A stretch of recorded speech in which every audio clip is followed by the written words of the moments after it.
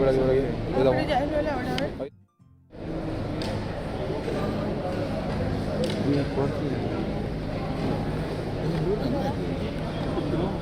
Espera que porque se va en la otra puerta.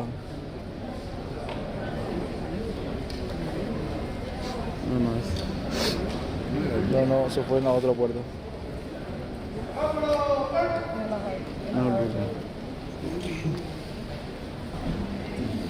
Ahí debe venir. Sí. Eh,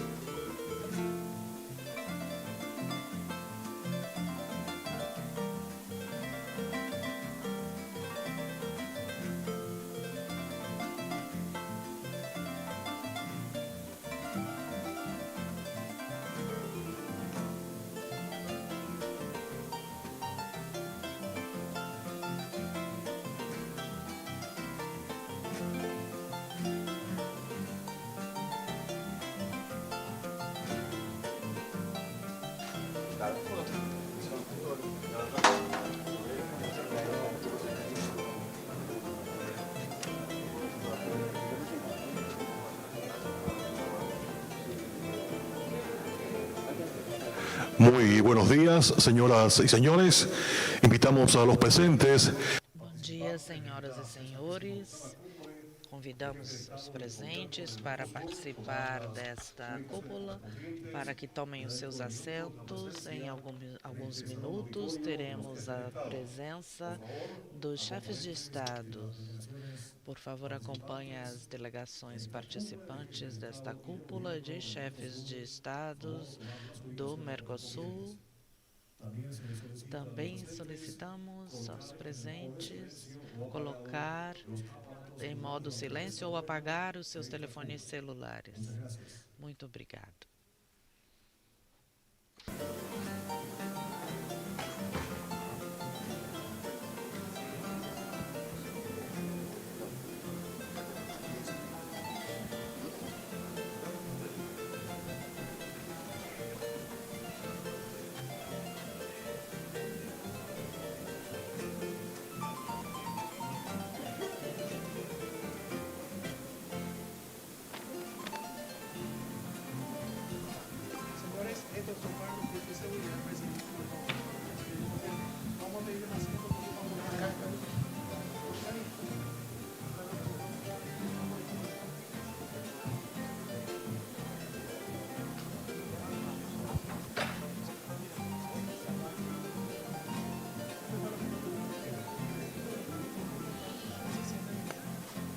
El equipo técnico,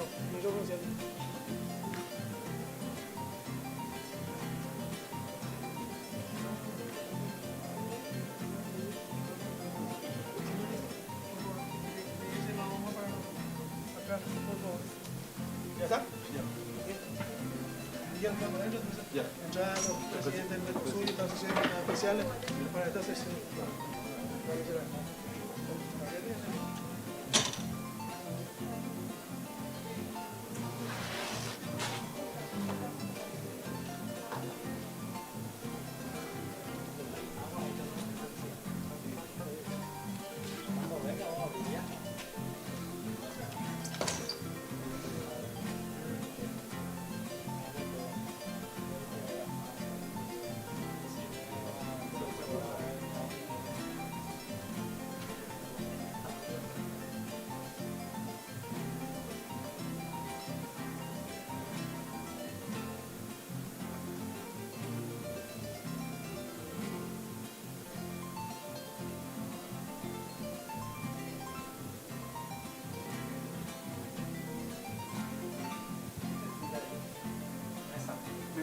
Ahí ya te puso dos.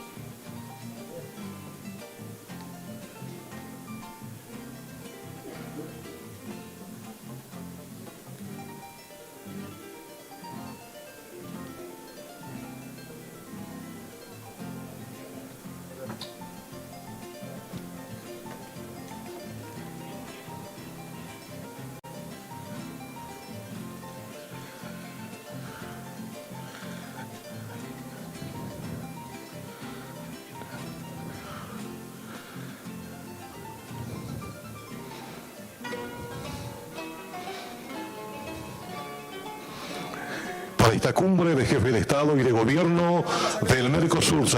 Para esta cúpula de chefes de Estado e de Governo, senhoras e senhores, recebemos o excelentíssimo presidente. Um forte aplauso. Também temos a presença do excelentíssimo senhores presidentes, componentes do Mercado Comum do Sul e países que acompanham a este mercado, destacando a presença dos senhores presidentes e altas delegações para essa passagem de comando da presidência pro tempore da 68ª Cúpula de Chefe de Estado e do Governo do Mercosul.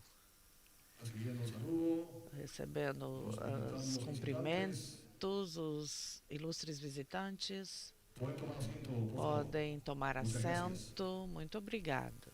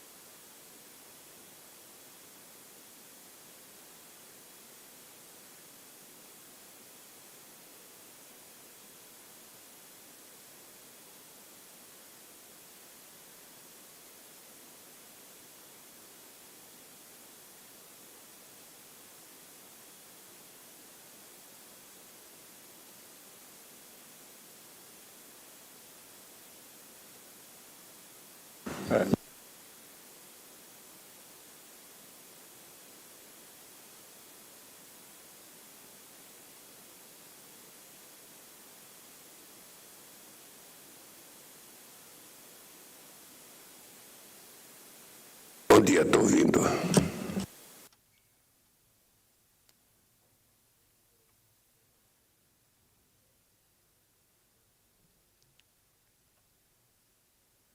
Ay, todo nervioso. Ah, mira, trae el español.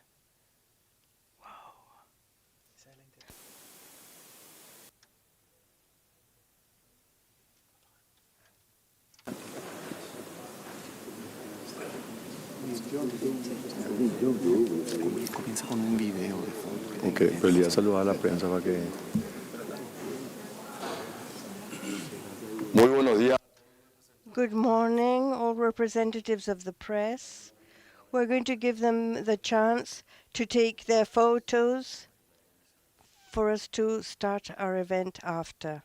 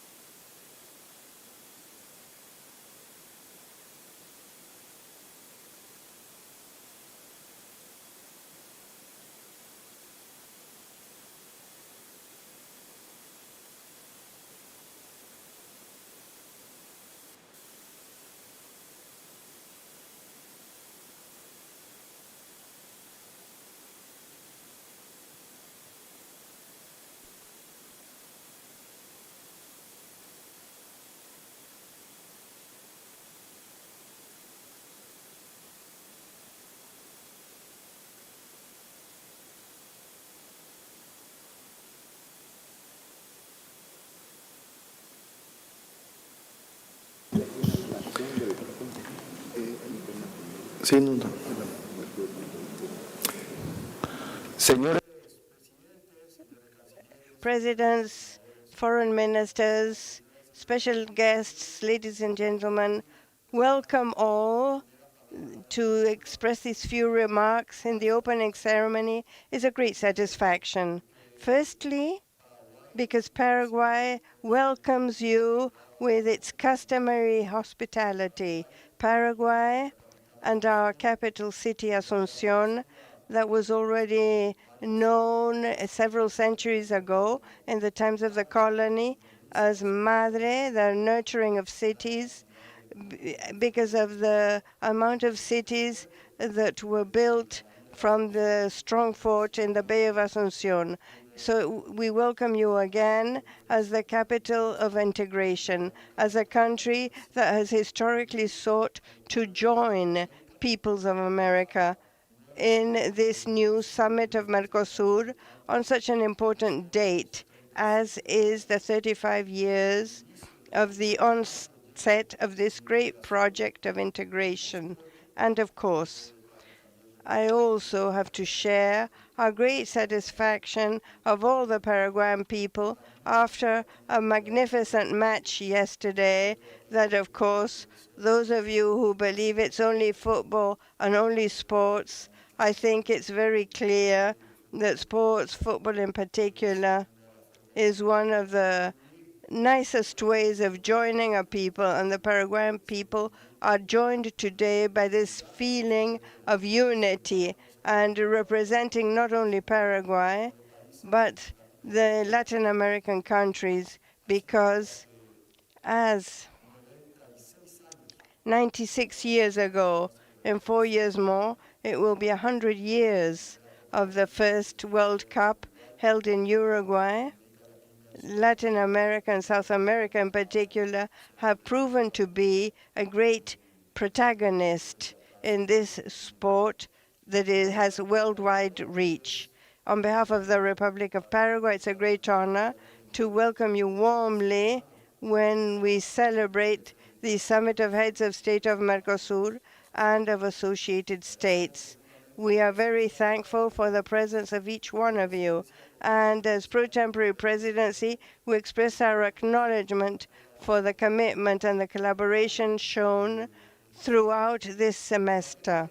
During this period, we have continued to foster an agenda aimed at economic development, competitiveness, innovation, and above all, a more cohesive MERCOSUR from the internal point of view with more international insertion, always based on the values that bring us together: democracy, the rule of law, the respect for human rights, and cooperation between our peoples. Before giving the floor to the foreign minister, I wish that we all share a video to commemorate the 35th anniversary of the signing of the Treaty of Asunción.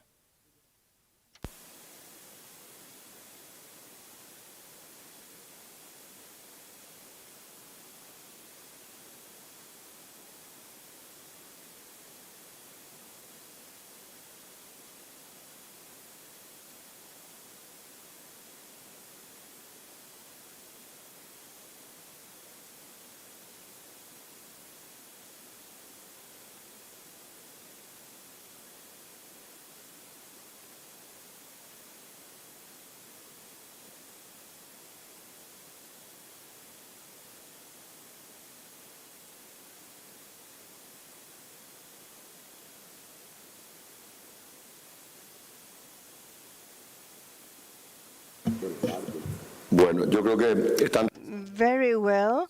They're reviewing, checking out if the video will start or not. So I would like to take advantage of the occasion to ask the foreign minister to start the report that he will provide on the work carried out as coordinator of the Common Market Council and, of course, the activities carried out during this semester. You have the floor, Ruben. Thank you very much, Mr. President. Presidents, foreign ministers, ministers, authorities and representatives of the state parties, representatives of the institutional bodies of MERCOSUR and of international bodies, delegates, ladies and gentlemen. During the pro-temporary presidency of Paraguay, we carried out an intense work agenda based on the regional integration, facilitating trade, going deeper into the digital transformation, promoting regulatory convergence, and regulate the international insertion of the bloc. The semester was characterized by a sustained work in all its bodies. We carried out 400 meetings in the different levels of the institutional structure. As a result, we approved 150 directives of the Common Market Council, 27 resolutions of the Common Market Council, and then decision of the Common Market Council, reflecting an active agenda guided to concrete results. Among the main achievements of the period, I underscore, firstly, the signing of the partnership agreement between MERCOSUR and the European Union and the interim trade agreement. This result is one of the milestones in the history of the regional integration process, culminating more than 25 years of negotiations and opening up a new phase in the economic relations and trade relations between both blocs. The digital agenda also had important advances with the signing of the MERCOSUR agreement with mutual recognition of the means of identification and authentication.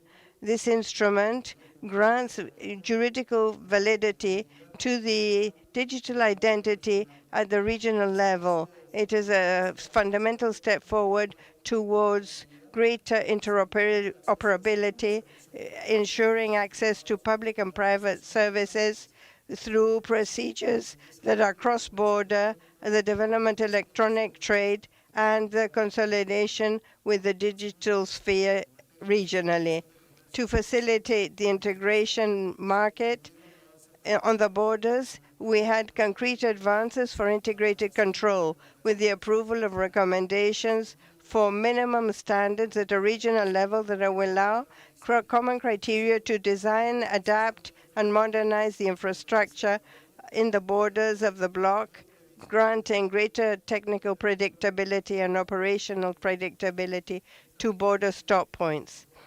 Along these lines, we had advances for the progressive implementation of benefits for the economic operators, as well as for the construction of a roadmap regionally to expand functionalities of the site.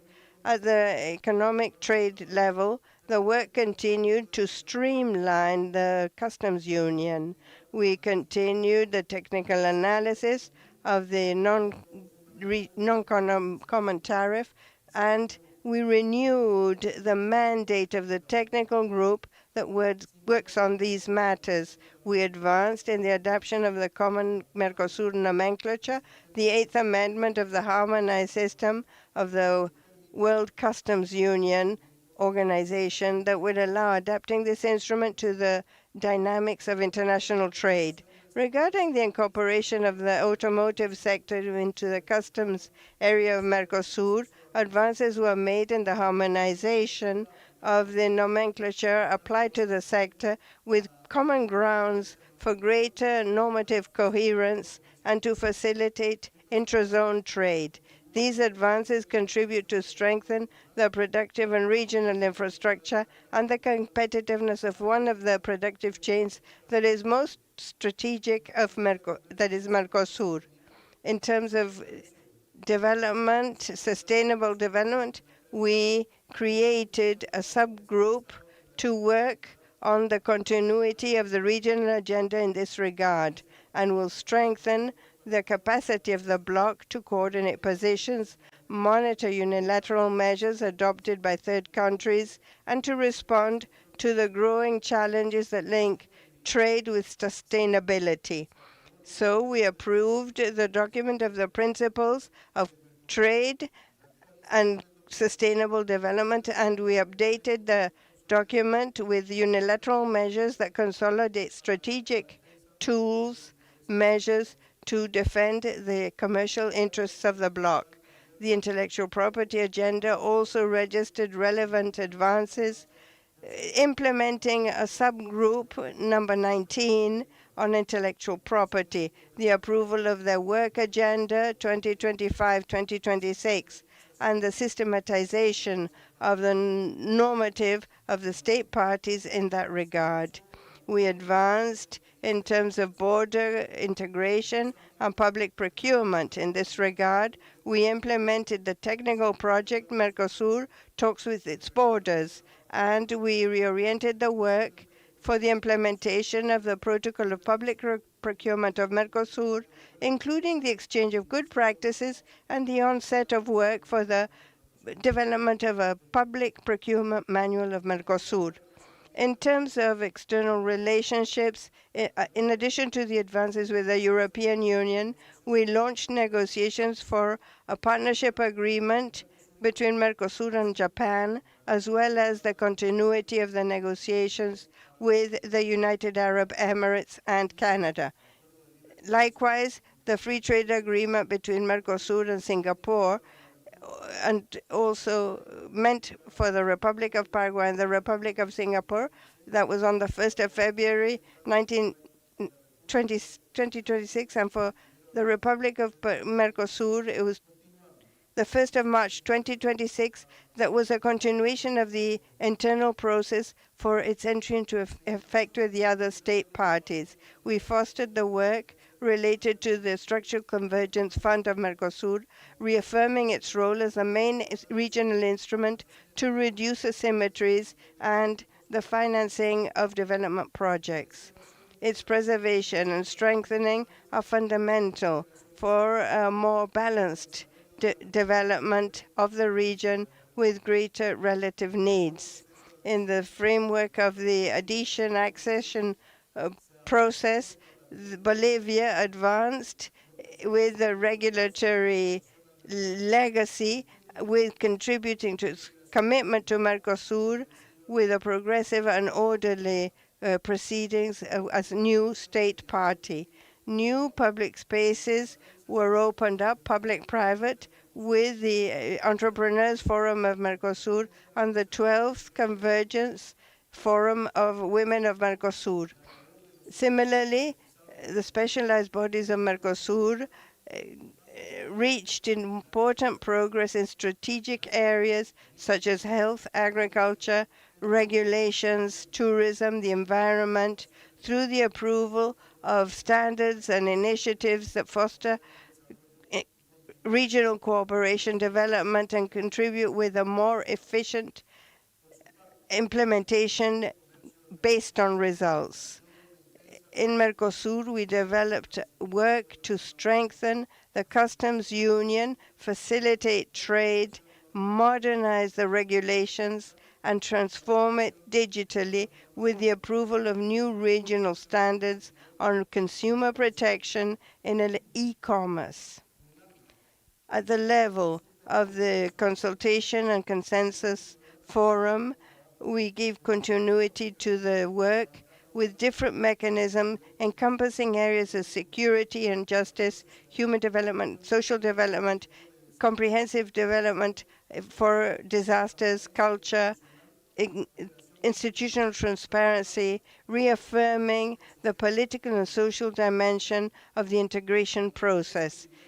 In terms of security and justice, we had important progress in regional cooperation to confront transnational organized crime through the exchange of good practices, the approval of declarations on police cooperation and criminal analysis and regional security, as well as the strengthening of the mechanisms such as the Observatory of Criminality and Violence of Mercosur. We adopted instruments to improve the international juridical cooperation, the transfer of convicted people, and access to justice. In short, the results reached during this semester reflect an active Mercosur with a capacity to generate concrete results in strategic areas for the development of its state parties. The pro-tempore presidency of Paraguay fostered a balanced agenda between going deeper into regional integration and strengthening the international projection of the bloc, aiming at a more integrated, more competitive, more modern Mercosur that is better prepared to face the challenges internationally. Lastly, I put to consideration of the presidents here present a more extensive written report, a more detailed written report describing the goals, the achievements of this semester that provides details of our agenda and synthesizes the results.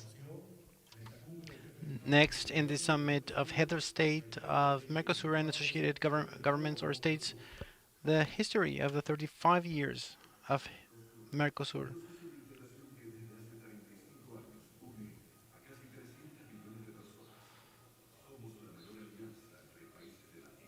We're the biggest alliance among Latin American countries, 15 million square kilometers, looking for the well-being of our citizens and our country's development through an integrated free market with a total GDP of $2.5 trillion.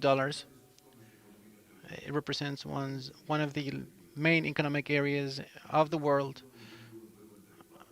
A new alliance was born in Asunción in 1991. Presidents of Argentina, Brazil, Paraguay, Uruguay signed the Treaty of Asunción on the 26th of March 1991, whereby they agreed on the establishment of Mercosur, commencing a new way of conducting relationships between governments with free circulation of goods and services, production factors. Mercosur was born as a commercial agreement, but it's evolved and continues to evolve towards more ambitious objectives. Today, it covers actions in many spheres: political, social, human rights, and sustainable development. We're more than market. where cooperation, friendship, freedom, and solidarity to make this region, our achievements are tangible in the context of our realities. Trade among members grew by 500% in the last 35 years, going from $9 billion in 1991 to $47 billion by 2024. Exports to external countries, growth there is even greater, from $40 billion to $390 billion, representing a growth of 875%. This is not only reflected in the economic aspects, but also in the global consideration of MERCOSUR. The food sector produces now 57% of soybean, 37% of beef, and 24% of the sugar. But there's more. The Structural Convergence Fund of MERCOSUR has financed strategic projects like electric interconnection, railways, sanitation, and housing.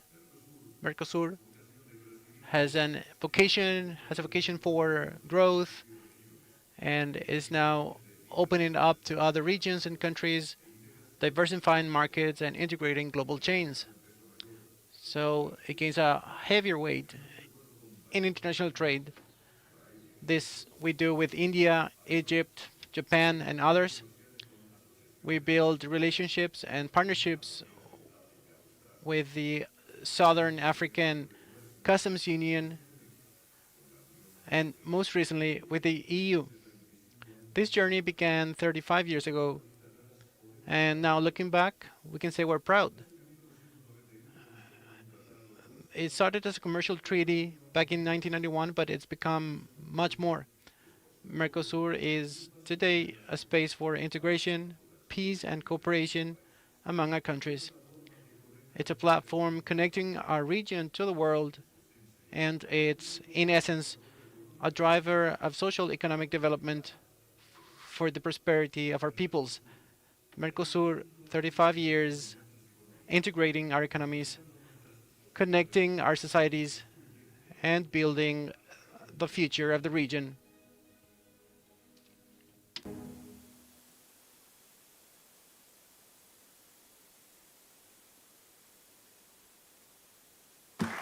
A continuación, Next, we have the address of the different presidents and heads of delegations. And now, in exercise of the pro-tempore presidency, I'll address the room. Mr. President of the Federative Republic of Brazil, Luis Ignacio Lula da Silva. Mr. President of the Oriental Republic of Uruguay, Yamandu Orsi. Mr. President of the Plurinational State of Bolivia, Rodrigo Paz. Mr. President of the Republic of Chile, José Antonio Cast. Mr. President of the Republic of Ecuador, Daniel Noboa. Ministers of the member states and associated states, authorities from friend countries, special guests, Trinidad and Tobago, Germany, United Arab Emirates, Uzbekistan. Ladies and gentlemen, everybody please be welcome to Asunción.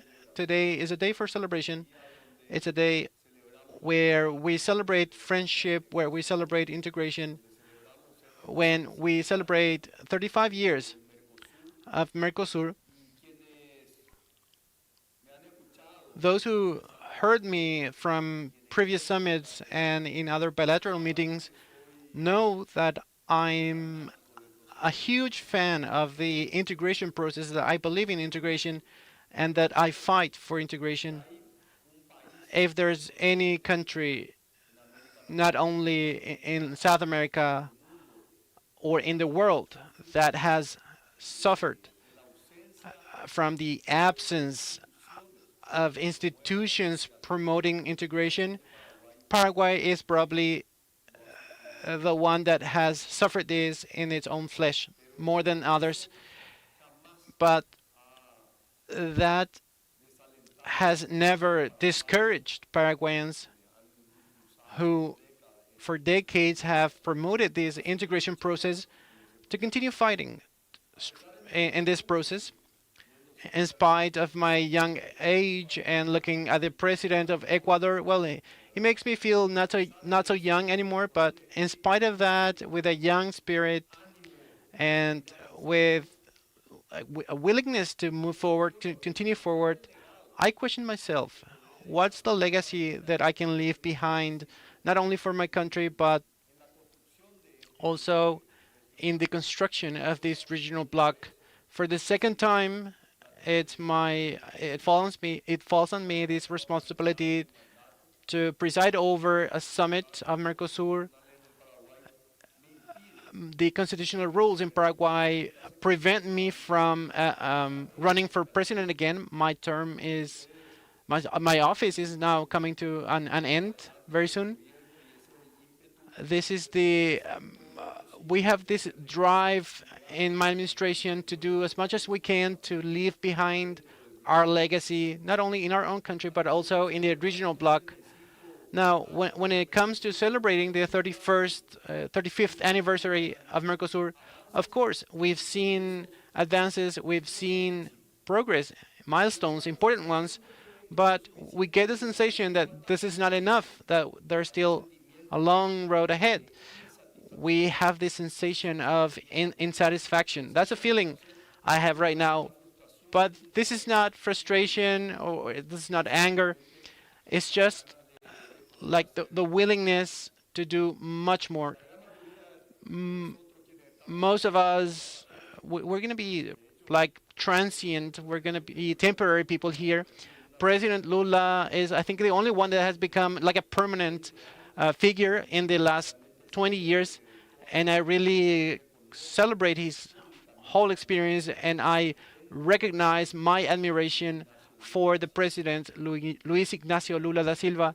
At the same time, I've always asked him to be the integration driver in Mercosur, but the rest of us, we're just temporary stakeholders, 4 years, and it seems that when we realize the huge integration opportunities, then it's time for us to leave our offices.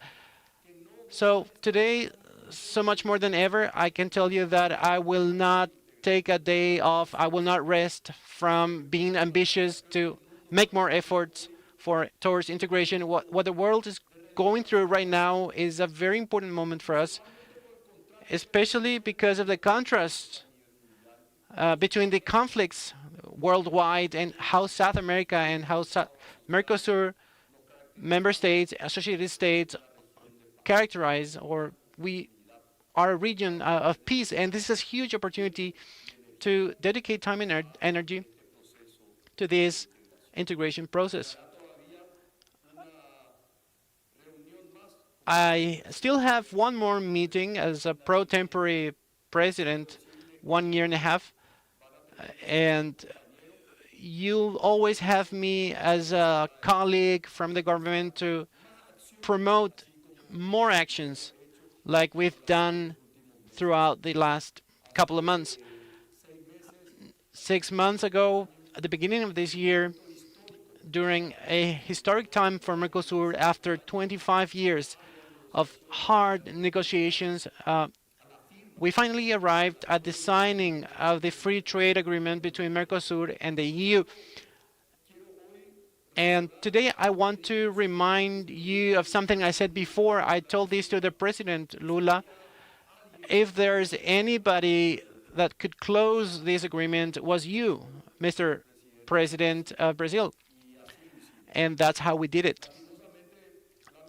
Unfortunately, we missed you here in January. We would have loved to have you here to celebrate together this historic moment. I think we have on the agenda a wide range of new agreements that we need to build, but today I want to stop and focus on the full members and associated states, because we have their presence, which is uncommon for the summit. I mean the president of Chile, Mr. Cast, and Mr. Novoa, president of Ecuador, like we did with President Paz from Bolivia, where we offered him our full support, and we see the full accession of Bolivia to Mercosur. We dream of this process started for Panama with President Molino to be a process for strengthening Mercosur, and we want to see more associated states to or making the decision to fully join Mercosur. South America needs more integration, and this needs to happen based on clear rules and mechanisms that provide foreseeability in the integration process. With our shadows and lights, let me say that Mercosur by far is today the largest integration tool that our continent has. I also want to say, as you may know, I like to speak with the truth, and I think that the truth is a fundamental value in the construction of genuine relationships. And the truth is sometimes hard. It's uncomfortable. But I'm convinced, though, that in the long run, the truth will give us the freedom to continue building. That's why I must say the truth today about a topic of our concern, of our interest, and after the huge satisfaction that meant the signing of the agreement with the EU, Paraguay has a bitter aftertaste of the implementation of this agreement. For a moment, I felt that Paraguay signed so that all the countries could win, but as soon as we signed the agreement, we started to realize that the union wasn't really strong. And I celebrate that we got to this point, but I didn't offer our Paraguay's vote for the other countries to benefit from it and leave integration outside. I offered Paraguay's vote because I believe in us. I believe in us together. That's why Paraguay upholds its position on the distribution of quotas. Many people told me Paraguay seems to be a bit obsessed with this, but this is not an obsession. This is a matter of justice. Like a political philosopher said, justice is the first virtue of institutions. That's why, my dear friends, justice must be the first virtue of Mercosur. Today, it's going to be Paraguay. Tomorrow, it could be Bolivia. Another day, it could be another member state. A Mercosur without justice is just anything but an integration bloc. And I ask you, where is the justice in the distribution of the quotas? Is it based on the true equality, on the true justice? For Paraguay, this agreement has a different weight. We are a landlocked country, and I emphasize this because it's us today, but it could be Bolivia tomorrow. We're a landlocked country, and this condition imposes logistical costs that are much higher than any other bloc member.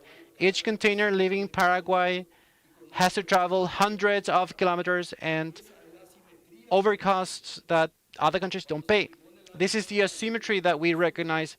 When the treaty was signed in 1991, the treaty recognized the asymmetries between two large countries like Brazil and Argentina and smaller countries like Uruguay and Paraguay. But these asymmetries have not disappeared.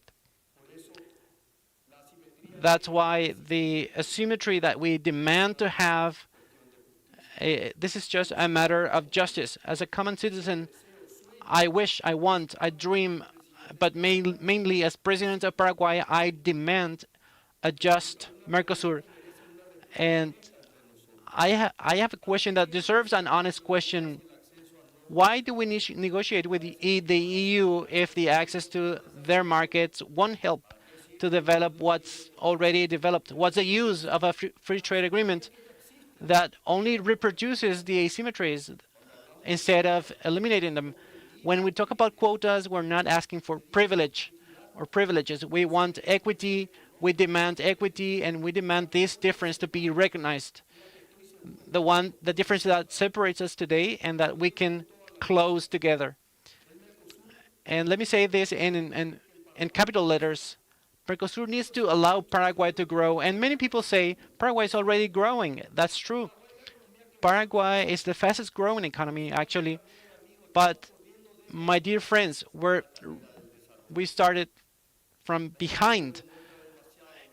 And history has many painful examples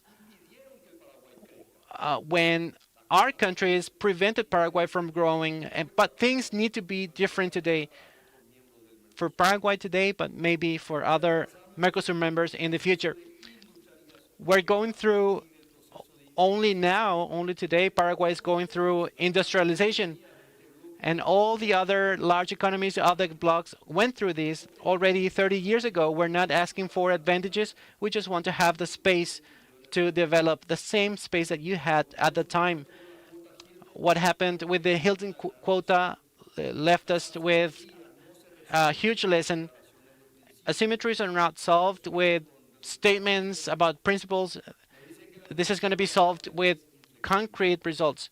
They say that the Paraguayan stand or position is inflexible.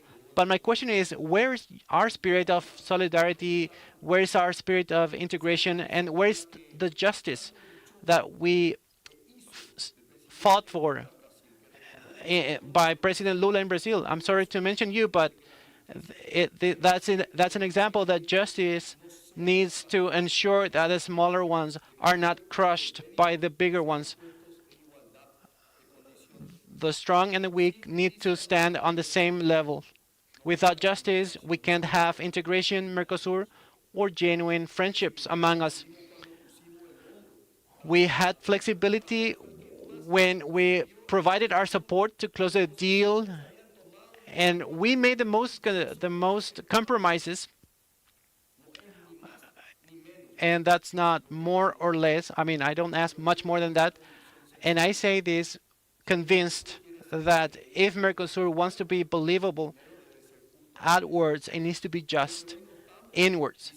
Because we're not saying today how we should manage some quotas. We're deciding actually what kind of MERCOSUR we want to leave for the next generations. We want a MERCOSUR where the strong ones trample on the weak ones, where the big one suffocates a small one, or do we want a MERCOSUR that is really recognized by its generosity and by its integration? This all leads us to the heart of the issue, the core of the issue, which is the asymmetries. This is not just any other concept. This is a fundamental, and it was a key concept in the inception of MERCOSUR. It goes together with the words of a hero of Paraguay, Manuel Gondra, that said that justice consists of this idea. Not being able to make the just to be the strong one always. We need to make efforts to make the strong one always just, because that's justice, when the strong is just and the just is strong. The playing field is now leveled for everyone. We don't have the same market, not the same industries or logistics, and a landlocked country is playing this game with a slightly heavier burden than the others. FOSEM, the Structural Convergence Fund, was born to correct these differences. It's the most supportive tool that MERCOSUR has, and one of the most concrete expressions of what this bloc means. In the last summit in Foz de Iguazu, I spoke frankly with President Lula about the responsibility of Brazil, and I honestly believe that we made ourselves understood very clearly. And I reiterate something I said in the last summit. We can't create a second FOSEM that is smaller than the first one. That would be going back and step backward. none of us should support this step backwards. It would be a shame actually for Mercosur. So that's why I want to celebrate that there is willingness today that the new fund should be at least 50% bigger than the previous one. And I want to especially thank the willingness of Brazil to make this a reality. And I affirm this, deeply convinced that integration projects that are successful around the world are not ruled by the law of the strongest. They're the ones that knew how to generate trust and how to generate compensation mechanisms. That's the path Mercosur needs to take. And while we discuss, we can also build. We also build. In this area, I want to be more optimistic and give you good news. We just opened the new integration bridge joining Paraguay and Brazil. It's a beautiful reality, but really hard to achieve. And opening this bridge was even harder than opening the Hormuz Strait. It was a huge effort, but which we celebrate today. In the same summit, we signed with Brazil the regime for the integration bridge and the transportation agreement that simplifies the transfer, the movement of goods between Paraguay and Brazil, with streamlined rules for transportation companies. And this is the kind of integration that people actually experience in their everyday life. But the other side, it's pointless to open a new bridge if we still need to do the procedures like we did 20, 30 years ago. And there's still a lot to do there. Our two border control posts need to stop working separately, and they need to facilitate trade and the movement across the border. For me, the real success of integration is not measured by statements or by PowerPoints or Excel sheets. It's measured in only one way, in how it improves the quality of life of citizens, the common citizens, the workers, working citizens, how their lives improve. And this is the measure we use. Families that don't have to lose the entire morning crossing the border. Small business people selling on the other side of the border. Students crossing to the other country. And this is no abstraction. In the last year, Paraguay received 55,000 foreigners, over 30,000 of which are Brazilians that decided to come and live here in Paraguay. Paraguay is today the South American country with the most number of Brazilians who already feel part of the country, who bring their families, bring their culture, and make Paraguay their new homes. And we always welcome them, because that's a way, the deepest way of doing integration. And this happens when a citizen chooses to share their lives in another country. If Paraguay is chosen by these people, then it's because of things like foreseeability, clear rules, a low tax burden that invites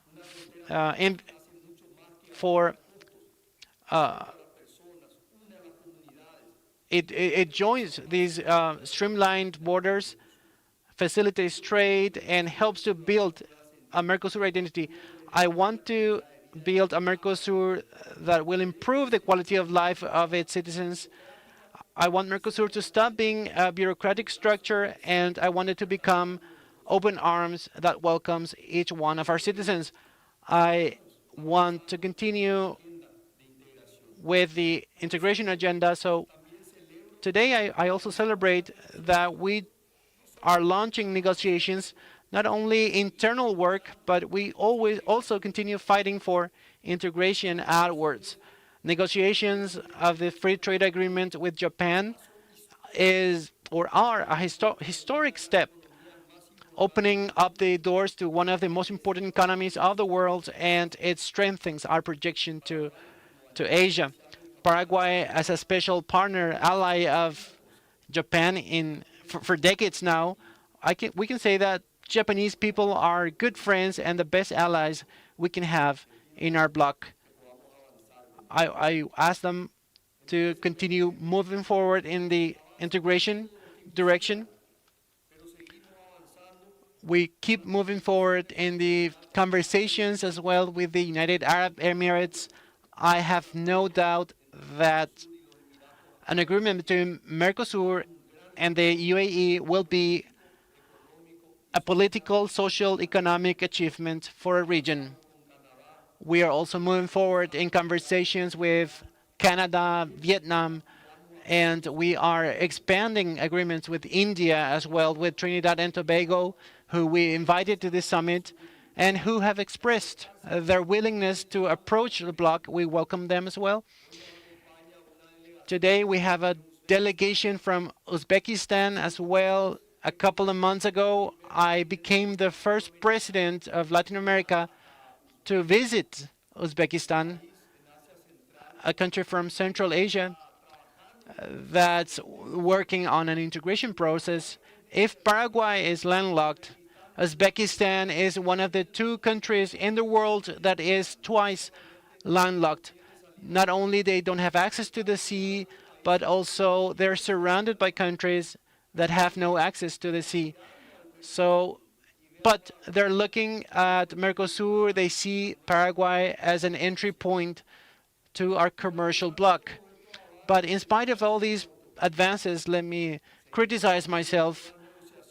We'll remain open to negotiations before closing the previous ones. Yes, I believe we need to focus on all the agreements where we've made progress and try to close them as soon as possible. Before I finish my intervention, let me say something about what keeps us, upholds us, democracy, the respect for the rule of law. President Rodrigo Paz, you being here, I confirm to you our most firm rejection of any attempt to destabilize our sister nation of Bolivia, and we offer all our support to President Paz and his administration, his government that was legitimately elected in free and just elections by the Bolivian people. I also offer my solidarity to our brothers and sisters from Venezuela for the catastrophic events in the last days. And I also wish that Venezuela will continue to follow democracy, and we wish that Venezuela will be prosperous again and will be part of this bloc again. But today, sadly, they're not here. They're away. I also want to say that I'm really optimistic that I'll continue working every day. I hope that my remarks, my words, didn't make anybody uncomfortable, because they're coming from a genuine heart that wants to work towards integration.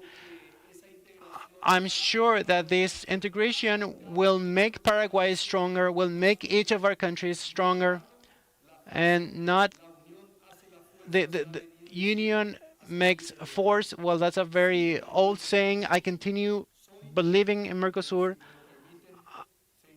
I am and will continue to be an uncurable optimist. Why uncurable? Because I look back at these 35 years and the more than 200 years of independence of our nations. I see everything we've fought for, and I'm truly convinced that it's been worthwhile. The fight has been worthwhile. We've made progress, but mainly I see the potential we have going forward. In this region, we have everything. We are the greenhouse of the world. We have the largest reserves of sweet water. We have plenty of clean energy, and we have hardworking, able people. Not all blocks in the world start with such an advantage. Our challenge is to transform this potential into well-being for our peoples. Now, I want you to remember the president of Paraguay for one thing. He was a convinced defender of the integration model. I want to be remembered like this stubborn president, stubborn about the integration of MERCOSUR, because I want MERCOSUR to be to other countries of the world to envy MERCOSUR. I want to make a reality the concepts of equality, freedom, and fraternity in South America. The future is brilliant, full of opportunities. If we stick to concepts from the past, or do we dare to build a bloc that is going to be the reason of envy of the rest of the world? Thank you very much. A continuación. Now I give the floor to the President of Brazil, Luis Ignacio Lula da Silva.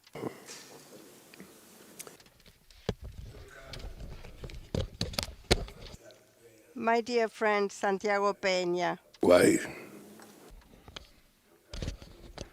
My dear friend Rodrigo Paz, President of Bolivia, and my dear friend Yamandu Orsi, President of the Oriental Republic of Uruguay, and Antonio Cas, my dear friend, President of Chile, and my dear friend Lisboa, the President of Ecuador, all authorities, ministers here attending this meeting, guests, and other friendly states. First of all, I would like to start my speech dedicating and showing my solidarity to the people and the government of Venezuela vis-à-vis the human losses and material losses caused by the earthquakes last week. Last night, I spoke with President Delcy. And last night, we had 1,400 people dead. 60,000 that were homeless, 3,000 disappeared, and 3,005 were hurt or injured. These are data from yesterday. I believe that in this moment that the MERCOSUR is gathered, I would like to request 1 minute of silence for all the victims of Venezuela.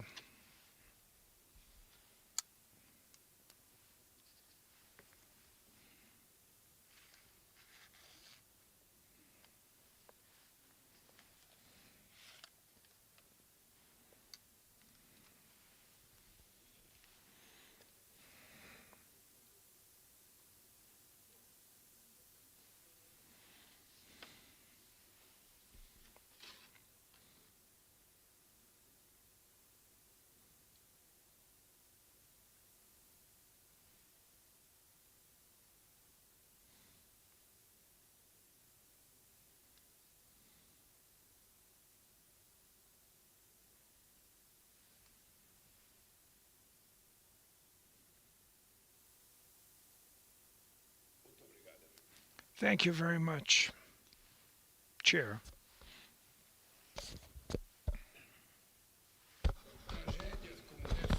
Tragedies such as these ones invite us for a reflection about the importance of solidarity and regional cooperation. This same fraternity spirit and shared future vision has guided the MERCOSUR during its trajectory. 35 years ago, here in this dear city of Asunción, we have taken a historic step forward when we founded our customs union. Today, we are confronted with a region and a world that were deeply transformed. Geopolitical rivalries grow, and unilateralism is stronger. Wars and conflicts deepen global imbalances and raise the prices of food and energy. Protectionism comes back as a fallacious response to the complexity of global macroeconomic imbalances. The fragmentation of the world economy imposes hard challenges to trade, to investment, and to sustainable development. Nowadays, MERCOSUR is a strategic necessity. Since its creation, trade amongst us went from $4.5 billion, as it showed up in a documentary in 1991, for more than $50 billion in 2025. Last year, our trade exchange with the rest of the world grew 6% vis-a-vis 2024, and it reached almost $760 billion, with exports going beyond $400 billion. We started to look to the world with ambition. We went against the expectation for those that believed that the agreement with the European Union would never be signed. Brazil also ratified the agreement with EFTA and with Singapore. MERCOSUR is moving forward in dialogues with Canada, India, and Vietnam. In this summit, we will take another step forward when we launch the negotiations of an economic partnership with Japan. Soon, we will do the same with China, and we will follow getting closer to the most dynamic markets in the planet. Nevertheless, it is not sufficient to be integrated to the world value chains. MERCOSUR needs to make a difference in the lives of people. Since its creation, the FOSEM has funded more than 1,000 kilometers in highways, 680 kilometers of railroads, 750 kilometers of electrical transmission lines, and 100 kilometers of basic sanitation networks.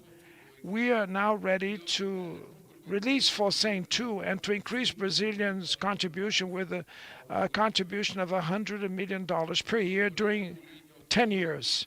And incorporate Bolivia to the fund will be an additional step forward to reduce the intra-block asymmetries.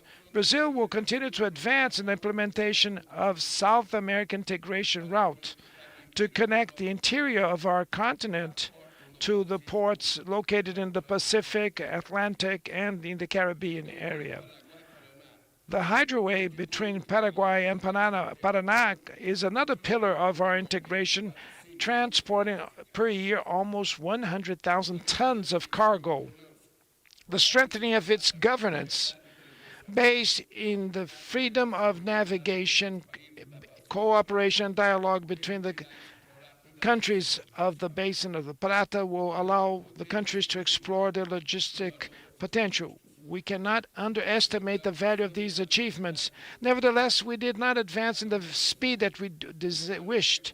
But MERCOSUR continues to be the main institutional space in a region that is more and more polarized. The South American integration project should be above any kind of ideological divergence. The best option is to strengthen our dialogue mechanisms and cooperation and enhance our capability of joint action. The climate change crisis, the energy transition, digital transformation, confront transnational organized crime, and to promote healthcare demands a regional coordination capability that is unprecedented. To defend biomes like Amazon, Chaco, and Patagonia is to protect our sovereignty, our sustainable development, and above all, to defend life.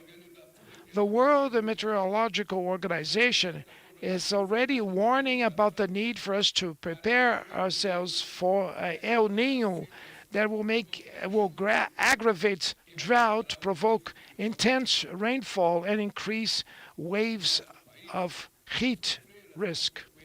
Our country suffered the very harmful consequences of this phenomenon in 2023. The floods in the south of Brazil affected more than 2.4 million people and caused more than 200 death tolls.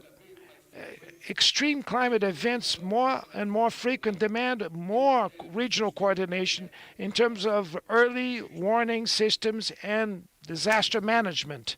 MERCOSUR can be the embryo of a South American mechanism to confront natural disasters and to fund measures for climate adaptation. I make this suggestion to Uruguay, that will take over the chairmanship of MERCOSUR from today onwards.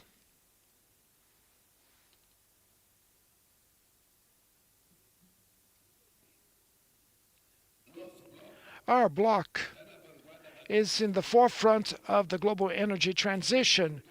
We detain a clean electrical matrix, and wind and solar power generation grows exponentially. With 3 crops per year, we produce biofuel without compromising crops for food or cutting down forests. We gather unique conditions for the development of sustainable fuel for aviation and for green hydrogen. To move forward in electric and gas integration is essential so that we can guarantee complementary aspects of our sources and improve our energy resilience. We have abundant reserves in critical minerals, indispensable assets for the decarbonization and digital revolution. To develop regional chains that will include stages of more added value is an issue of national security and sovereignty. We still do not have available a common mapping of our potential and diagnosis about strategic projects that could be developed together. The roadmap for the critical mineral plan of MERCOSUR, presented by Paraguay, is a starting point to reinforce our strategic autonomy of our countries. To act as a bloc strengthens us vis-à-vis the threats of digital colonialism. We can be much more than just raw material and data sources and consumer markets for the big tech companies. Artificial intelligence brings solutions in critical fields such as education, healthcare, and agriculture. Well-succeeded national experiments should be shared by the countries in the bloc. The PIX, the Public Brazilian Payment System, and free, and is now an international reference as for financial inclusion and digital efficiency. Its architecture could serve as the base of an electronic payment system infrastructure that will benefit all the citizens of MERCOSUR. Financial integration will reduce costs, will strengthen intra-bloc trade, will enhance the use of local currency, and will increase our resiliency vis-à-vis external shocks. My dear friends, 35 years ago, MERCOSUR was also an answer to the authoritarian past of the South Cone. The Ushuaia Protocol consolidated democratic values of this bloc. Democracy now is being threatened again around the world. In our region, it's not different. In Brazil, extremists planned even a coup d'etat. Misinformation networks continue deviating the public debate and trying to undermine the trust in the institutions. Although the attempt to raise doubts about the integrity of electoral processes in South America, the respect to the people's will and the trust in the democratic rules and the rule of law has prevailed. In Bolivia, the dialogue between government and social movements is the only way to overcome divergences and to keep social peace. So that's why I wanted to congratulate President Rodrigo Paes for forwarding and solving the Bolivian crisis. Elections in Peru and Colombia also have shown very clearly the institutional resilience in our region. In October, Brazil will once again reaffirm the strength of its democracy. The Social Institute of MERCOSUR and the Public Policy Institute of Human Rights are the pillars in the defense of democratic values and the protections of the most vulnerable sectors of society. It is necessary to strengthen regional levels dedicated to indigenous people, to the Afro descent, to children, to the elders, and to people that are disabled, and the LGBTQIA+ community. The regional compact of the end of violence against women proposed by Brazil should be considered with great urgency. There's no strong democracy or everlasting development where organized crime undermines the legitimate authority of the state. This is one of the biggest challenges in our region. Organized crime controls territories, intimidates communities, destroys the environment, feeds corruption, deviate public resources and funds, and expands their action for the digital world. Our political, judicial, and financial cooperation, this cooperation needs to act in the same scale.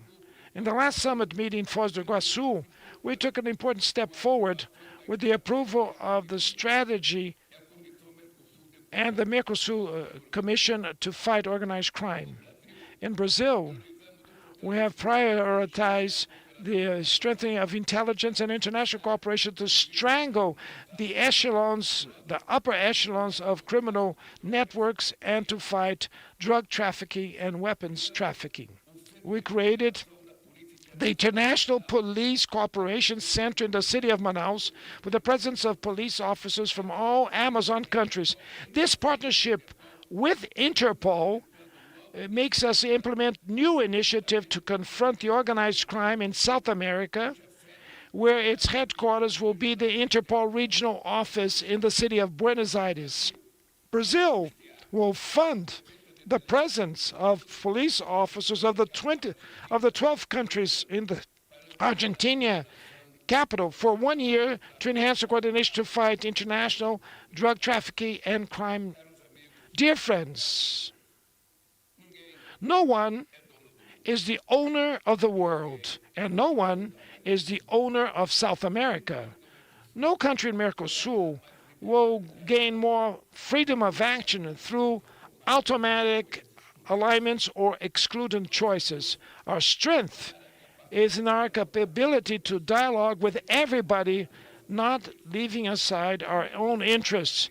Diversify partnerships, enhance cooperation, and preserve autonomy are requirements so that this region can find its space in a world that is under transformation. So that's why I would like to congratulate President Santiago Peña for conduction of the Paraguayan chairmanship, and I'd like to wish to my brother Yamandu Orsi all the luck in the world during his chairmanship, and I want you to know that you can always count with Brazil. Dear friends,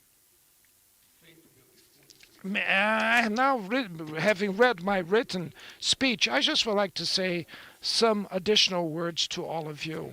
This year, we will have elections in Brazil. It's going to be the 4th presidential elections that I participate. If I win, I will be the only president in the history of Brazil to govern Brazil through a democratic regime 4 times, because Getúlio was in power for 15 years, but during dictatorship. And I mention this today for one reason. First of all, because my country, when I came back to power in 2022, the country was destroyed, and we rebuilt the country. When I delivered my second term in 2010, our economy was growing 7.5% a year. The average wage of the workers was the highest in the history, and we experienced a very important moment that we left for President Dilma. I was 15 years out of power, and we had ended hunger. In 2014, 54 million people that were in hunger in 2003. We ended the hunger in 2014. When I came back in 23, we had once again another 33 million people now in hunger. In 2.5 years of my third term, we once again ended with hunger in Brazil. Brazil today experiences the lowest inflation rate accumulated in 4 years. Brazil experienced today the highest average wage in its history. Brazil has the lowest unemployment rate in history, and Brazil grew 3% a year when I came back to the presidency, because since 2011, Brazil did not manage to grow above that. So for all these reasons, and for the best social inclusion policy ever developed in the history of Brazil, at 80 years of age, with the vitality of a youngster of 20, I will run for the 4th time for the presidency in my country. And I will run for these elections so that I can guarantee that Brazil keeps itself as a democratic country, because I can't imagine for us that people that are irresponsible govern a country of 250 million people, a population that for many decades was dreaming to be a developed country, and we never managed to reach to be a developed country because they don't allow. When I came back in 2023, my country had 85,000 low-income housing projects that were interrupted, and daycare centers and schools. And then there was no more labor ministry, no women's ministry, no human rights ministry, no racial equality ministry, indigenous people ministry. We didn't have these ministries in a country where our environmental protection agents had 800 less staff than when I left in 2010 and 23.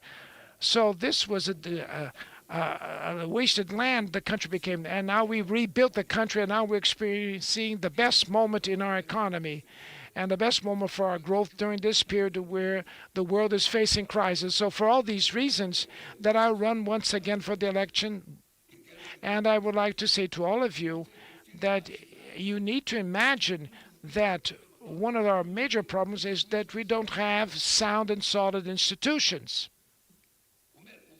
MERCOSUR cannot continue to work according to the elections of this or that president. Otherwise, we'll never imagine have a strong and working bloc. Depending on the will of one president of the MERCOSUR, it works or it doesn't work. We'll never manage to transform ourselves in an economic bloc that has great vitality and to have influence around the world. I'm saying this because of all of you here. I am the one that been most in power in the presidency. And you go up the ladder, and then after 1 year, and then you go down that ladder once again. And then you go up 2 steps in the ladder, and then you go down. It's like something that has no ending. You never manage to reach what is the dream that people have. So I'd like to say to you something. Believe, regardless of who is elected in Brazil, MERCOSUR will continue to be priority for Brazil. And that's why I would like to request my brother Yamadou, our dear president of Uruguay, that we should make an effort in these next 6 months so that we can consolidate the institutions that support the MERCOSUR so that it can work in a perfect way, and regardless of those that are in power or be elected in any country of our bloc. MERCOSUR is extremely important for all of us. It is very important for us. When we have question marks, we look to the past before MERCOSUR, and now we look to us now. At least now we can have a meeting such as this one and listen to each one to say what they wish to say in such a meeting. And instead of being offended, we start to work together and to see if he's complaining is right or not, his complaint, and try to find a solution. This is how you build an economic bloc, a political bloc, and a cultural bloc.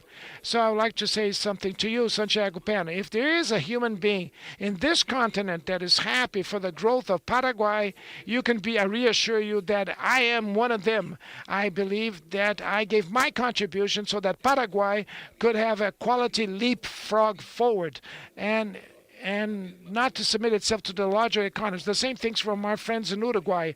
A country, we don't measure it by the amount of inhabitants or the size of the map. A country we measure by the historical quality of its people, and you deserve to be respected. And that's why MERCOSUR has to grow. Thank you very much. Thank you. Bye-bye. Thank you very much, Mr. President Lula da Silva. I now give the floor to the President of Uruguay, Yamandu Orsi. Your Excellency, President of the Republic of Paraguay, dear friends, Excellencies, Presidents of Associated States, Ministers, authorities, ladies and gentlemen, friends all, we are experiencing times that invite us to look inwards. Cooperation is doubted and consensus is seen as weakness, and where often success seems to be measured by what each one can do separately. We believe that this is not so. We believe that the challenges of these days demand more cooperation, not less cooperation, more dialogue, not less dialogue, more integration, not less. Where dialogue and reaching agreements is not to give away one's convictions, but to create firmness for a common path that eliminates differences. Years ago, our countries made that choice. They understood that competing was not enough. We had to cooperate as well. We saw that growth was not enough, but we had to grow together. That's how MERCOSUR started, not to cover our own interests, but to make them a strength. And that challenge is still in place today because we have to build trust, generate opportunities, improve the lives of our peoples. With that conviction, Uruguay will take on the presidency of the MERCOSUR, and I want to say to the President of Paraguay for the warm welcome received and as recognition of the work carried out by the pro-temporary presidency of Paraguay during all this semester by your team. We see that MERCOSUR is taking steps forwards that are important and that we need to consolidate, and we will do so sustaining the principles of the integration process: democracy, human rights, the fundamental freedoms, and the rule of law. They are not accessory values. They are the base of trust that makes integration policies. That's what the Ushuaia Protocol says. So I want to express the solidarity of Uruguay with the peoples of Bolivia, given the complex situation they are experiencing. And I want to congratulate Peru and Colombia for their recent electoral processes developed in a framework of peace, transparency, and respect for democratic institutions. I also wish to express solidarity with the people of Venezuela, given the consequences of the recent earthquakes, and we accompany the victims and all those affected by the tragedy. At times such as these, the solidarity of our peoples gain even greater value, and it's good to recognize that this morning the authorities of risk management of our countries of MERCOSUR met to coordinate joint actions to send aid, and some decisions made have been fundamental. The world changed and continues to change quicker and quicker, and our response cannot be to get isolated, but no, to join further with more integration. And with that spirit, we will assume the new responsibility. We want a more modern Mercosur, more dynamic Mercosur, more open to the world. But above all, a Mercosur that produces concrete results for its citizens.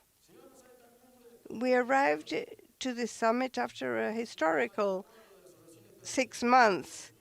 The signing of the agreement between the EU and Mercosur and the signing of the interim agreement is one of the most important points of the agenda of the 2026 of Mercosur, and expands and opens up new opportunities for investment, trade, and development. It also has awakened the interest of other countries, other blocs, perhaps the envy that you were referring to, for advancing an agreement with Mercosur, which is an opportunity, but also responsibility, because agreements only gain sense when they're translated into employment, investment, more opportunities for our peoples. We have to continue to make Mercosur more modern, eliminate obstacles, make the necessary reforms, create the conditions to take full advantage of this new stage. With that objective in mind, the main priority of Uruguay will be to advance in the implementation of the trade agreements that were recently closed. We will give special emphasis to the interim trade agreement with the European Union and the agreement with the countries of the EFTA. We will hold the first meeting of the trade agreement, of the interim trade agreement, and we will summon the first entrepreneurial forum, Mercosur European Union, because we also need the private sector, the businesses that transform agreements into investment and then create employment, and employment creates development. We will continue to foster the international insertion of Mercosur. We will work during these months to continue negotiations with Canada, with United Arab Emirates. We will promote the advancement that you referred to with India, with Vietnam, and we'll advance. In a few months' time, we will have an increasingly firm agreement with Japan as well. We will strengthen the links with ALADI, especially with Chile, Peru, Colombia, Ecuador, Panama, because opening up to the world does not mean taking distance from the region. It means to strengthen the region. And you are welcome, your ideas, to continue incorporating them. 2 years will now have passed since the entry into effect of the Protocol of Bolivia of Mercosur, and I want to express to the President of Bolivia that we all want to continue to strengthen that. Strengthening of Mercosur with new members, it strengthens all the Mercosur. We also have to build inwardly, and we will continue to foster the internal agenda of the bloc. We will give priority to border integration, because borders are not a limit, but where lots of people work, study, live, and they undertake businesses every day. So our responsibility is to make their work easier. And we will advance towards modernization of integrated checkpoints to facilitate the transit of goods and persons, and we will promote the effective implementation of the border areas, so that those who live in border areas can access health and education services easily, and to also feel that integration also improves their daily life.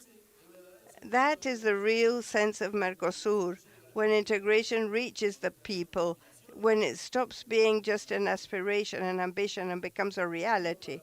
The Structural Convergence Fund for SEM expresses this commitment as few instruments do, by recognizing asymmetries and fostering development. Uruguay knows very well about that value. The technological park in the north, with the Technological University of Rivera, is a special achievement, and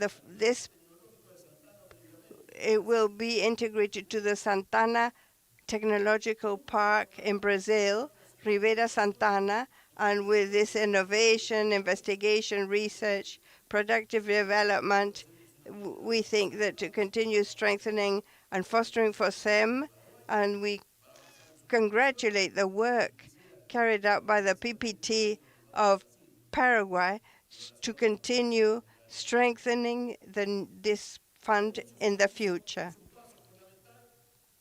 Also, a fundamental step forward is to renew that FOSEM fund. There's a social and political MERCOSUR as well, and that is not a complementary agenda. It's the heart itself of the project, because the integration in this way becomes the right to security, the recognition of studies and professional practice. These advances change the lives of thousands of people. We may not see that, but we need to continue expanding them. We need to face together the challenges that no country can solve on their own, the security being one of them. During our pro-tempore presidency, we're going to strengthen regional cooperation in the fight against organized crime. Internationally, we're going to promote the integration of the security information exchange, and will promote new cooperation mechanisms for enforcement agencies, especially in border areas, because crime has no borders.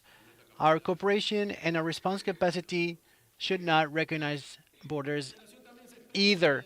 Integration also is expressed in the defense of human dignity, so we're going to promote the application of an agreement of mutual recognition of measures for women in situation of risk, and will strengthen the fight against human trafficking as well. We want MERCOSUR to look into the future. We're going to strengthen education and innovation. We're going to be doing this through experiences, placing the focus on one of our challenges, the challenges of our time, AI for education. Preparing new generations is also a way, another form of integration. Uruguay will be the new venue of the social summit of MERCOSUR, because we need integration among the governments, but also among universities, social organizations, workers, and citizens in general that can own it. I want to thank the President of Paraguay and his team for the leadership and commitment shown in the conduct of the pro-tempore presidency, and Uruguay will assume this responsibility with the conviction that we need to continue modernizing MERCOSUR. I started by saying that we're living times that invite us to look for alternative solutions. We believe that the future is built with more exchange, with more cooperation. Looking agreements is not giving up on convictions.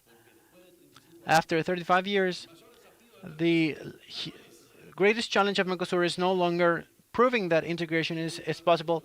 It is proving that integration helps improve the lives of the people. Thank you. Thank you, Mr. President. Up next, we give the floor to the President of the Plurinational State of Bolivia, Rodrigo Paz.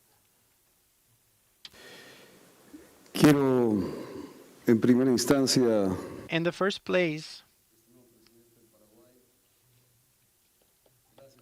I want to thank you again, as usual. Thanks, Paraguay. Congratulations, Paraguay, for yesterday's victory.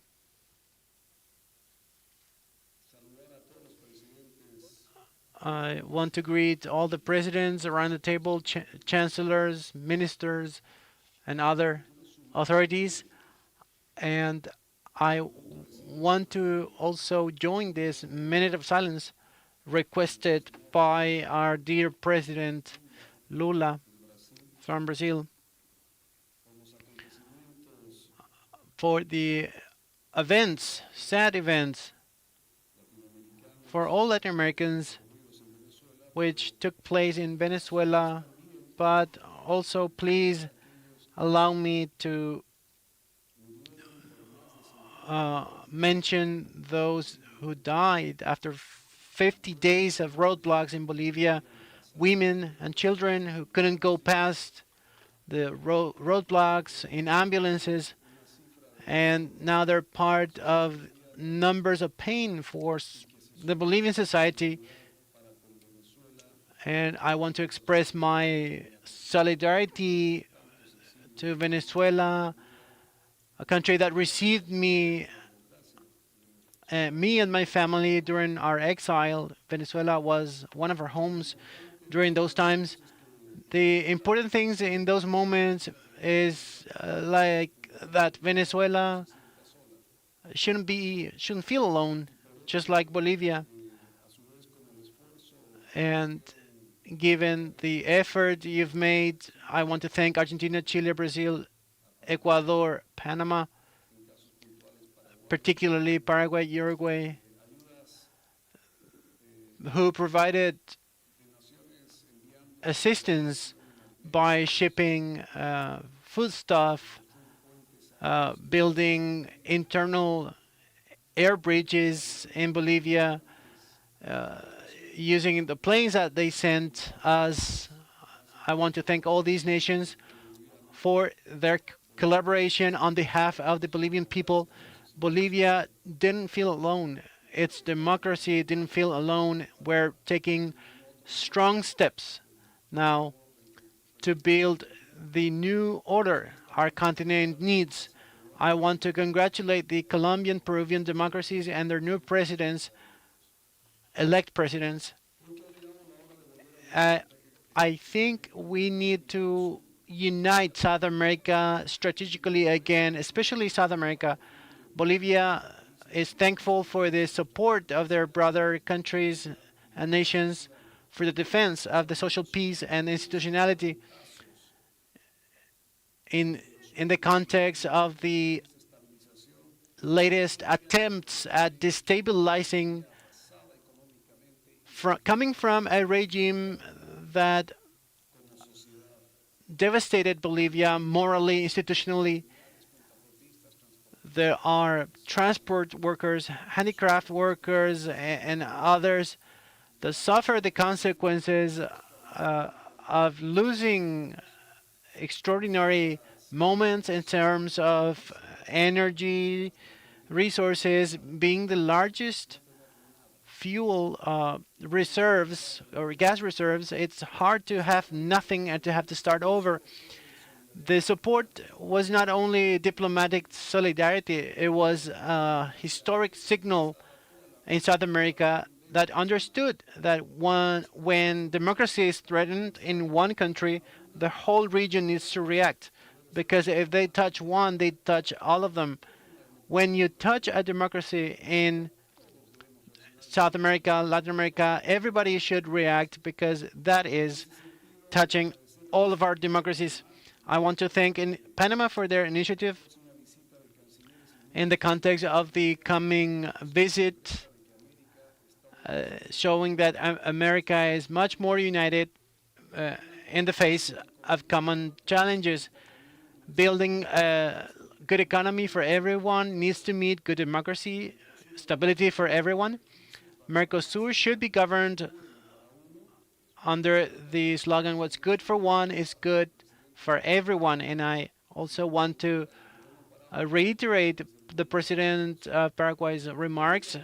If MERCOSUR is good for one, it needs to be good for all of them, or it's going to be good for all of them.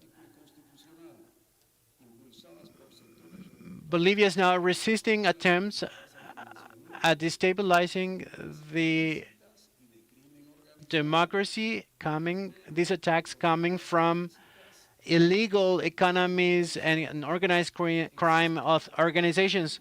Also, there are political stakeholders that continue promoting destabilization and the disruption of the constitutional order.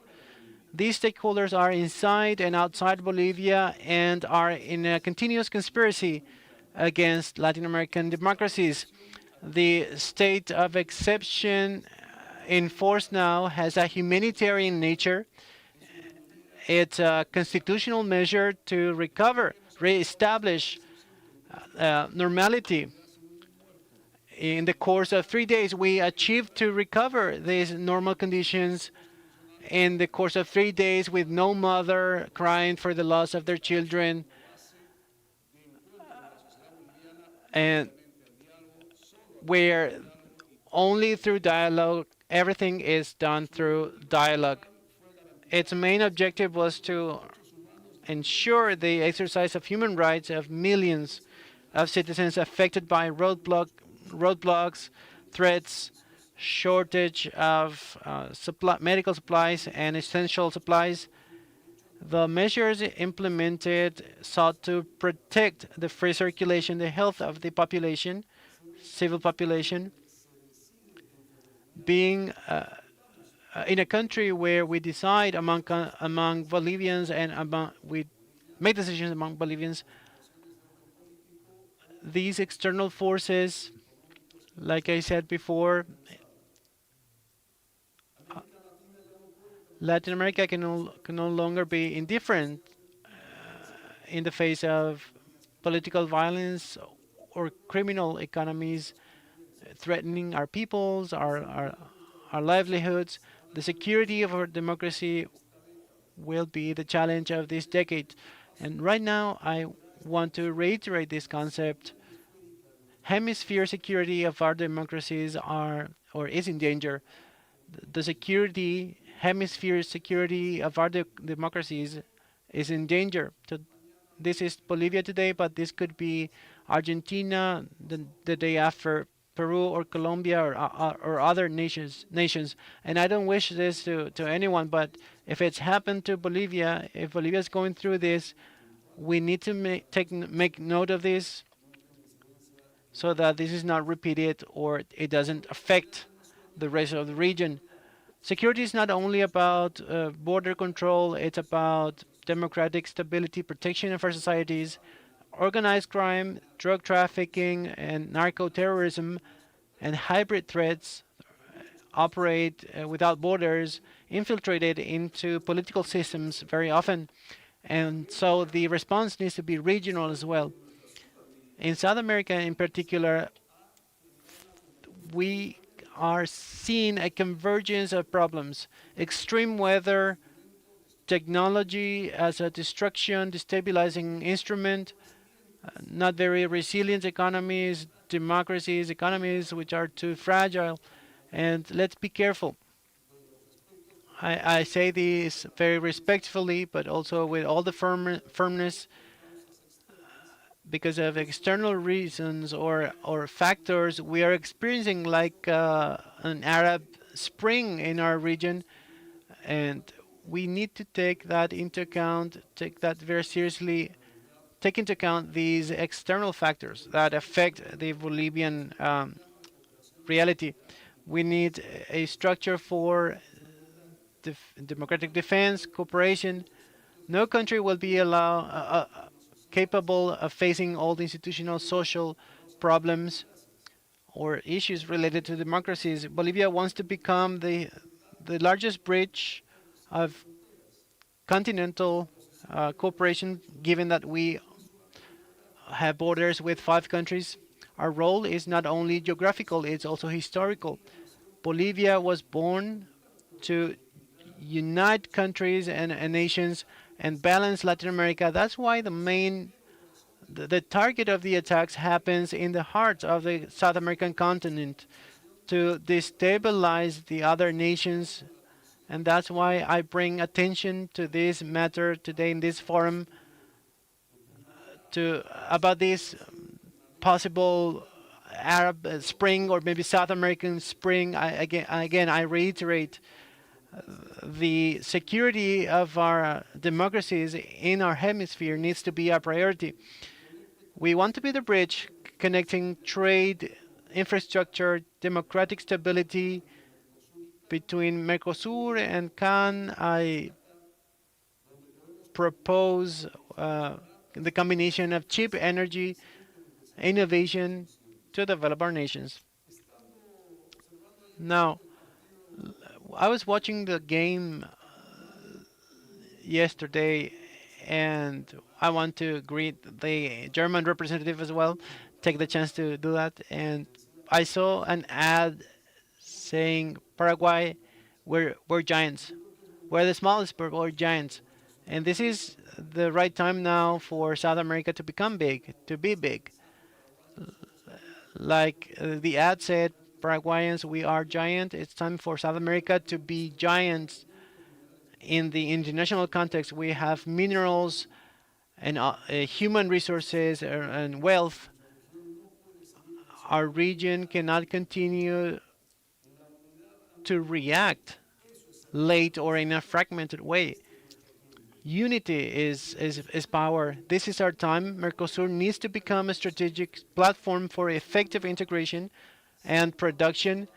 And we congratulate the advances in the negotiations between the EU and Mercosur, as this is a huge opportunity to attract investment and to strengthen the international presence of South America. Likewise, we also congratulate the Republic of Uruguay on the takeover of the pro tempore presidency. We want to deeply congratulate them, congratulate Paraguay on their own achievements as well during their presidency. And this is the right time, I believe, for multilateralism to be at the service of people again. Say an artisan or a transportation worker, the Bolivian citizen that is working hard every day to sustain their family, sometimes they look at us and they say, what are they doing in that meeting? What are they doing for us? Our citizens not only expect, or they don't want just statements, diplomatic statements, they expect stability, growth, security, employment, and tangible integration. Integration needs to be felt along the borders, on the roads, and in the everyday life of our people. In Bolivia, we're now making reforms. These attacks are not free, gratuitous. These are transformations or the result of transformations. We are now reforming the judiciary in Bolivia because it's a necessity to have security. Not only you need to deal with social organizations or the society at large, you need to deal with or to consider other institutions like the judiciary. We need to lead the efforts to produce more, and this Bolivia won't be doing this on its own. Well, we are elected from a like consensus vote from our people. When a citizen goes to vote, they have behavior at some point where from the constitution or the democratic rules that we have in other countries, based on those rules, they choose the president and vice president. They choose members of parliament. And there's two things I want to mention there about that. At the moment of voting, the citizen is choosing something to get rid of something, to transform something. So the citizen decides, I want to get rid of this past. I want to get rid of or be free from this scenario. I want to leave behind this situation that has created a crisis in my life. But then comes the second question. If I get rid of this, what's my freedom good for? Where do I want to go? Today, Mercosur has maybe part of the decision involving this freedom is where do we want to go? The citizen has already decided to get rid of a past that prevents them from growing, from developing, prevent them from having dignity. They have to migrate, actually. They go from the community to the cities, and from the cities they go abroad. But in a consensus, they decided to get rid of that past, get freed from that past. And Mercosur has a huge responsibility so that not only we can be free from the past, but also be free to achieve development for our nations. We need to generate ethics, solidarity, independence. We need to generate moral. We need to have our families to have morals again. Respect for your neighbor. Where there's an issue, a problem, I need to be there to help solve my neighbor's problem. Bolivia needs, and Mercosur needs a new dignity. The strategic independence of our peoples need to be our task now in the 21st century. This is our century. I don't know about Europe, Asia, but this has to be our century, and Bolivia is committed to make all the efforts necessary to make South America to become one of the strongest regions in the world. Bolivia doesn't want to be a factor of continental division, but a meeting point between regions, because when Latin America is fragmented in geopolitical, economic lines, we lose relevance. But when Latin America gets united, the world listens, and in that regard, I believe this is going to be our century. Lastly, I want to thank Paraguay for this space. Congratulations, Uruguay.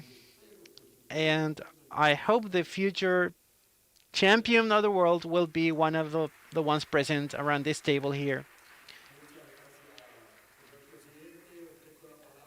Thanks, Mr. President. I give the floor to the Minister of International Affairs, International Trade of Argentina.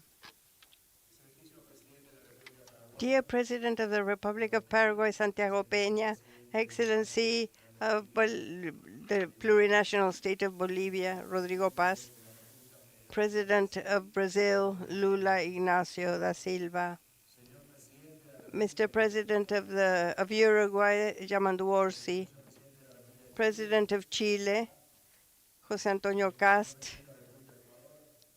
President of Ecuador, Daniel Noboa, Ministers, heads of delegation, good morning all. I would like to convey to you the greetings of Javier Milei, President of Argentina, that has asked me to convey to you the message of Argentina. As other presidents, I want to express the solidarity of the government of Argentina and the Argentinians for the earthquake and the victims of the earthquake of Venezuela. We need to provide solidarity, cooperation, and humanity. That's why we've made available specialized equipment, logistical equipment to cooperate with the rescue and assistance. That's how Argentina reacts when people's lives are in danger.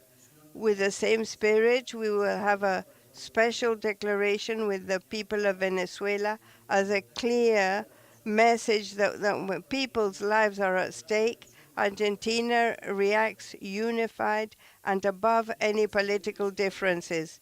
Dear colleagues, this city has a central place in the history of our bloc. MERCOSUR here started 35 years ago in 1991. 4 dignitaries were adventurous and created this bloc because they realized that our countries would be stronger if they overthrew the barriers and joined forces to face the world. And that today demands a deep assessment and evaluation. We have to measure the results.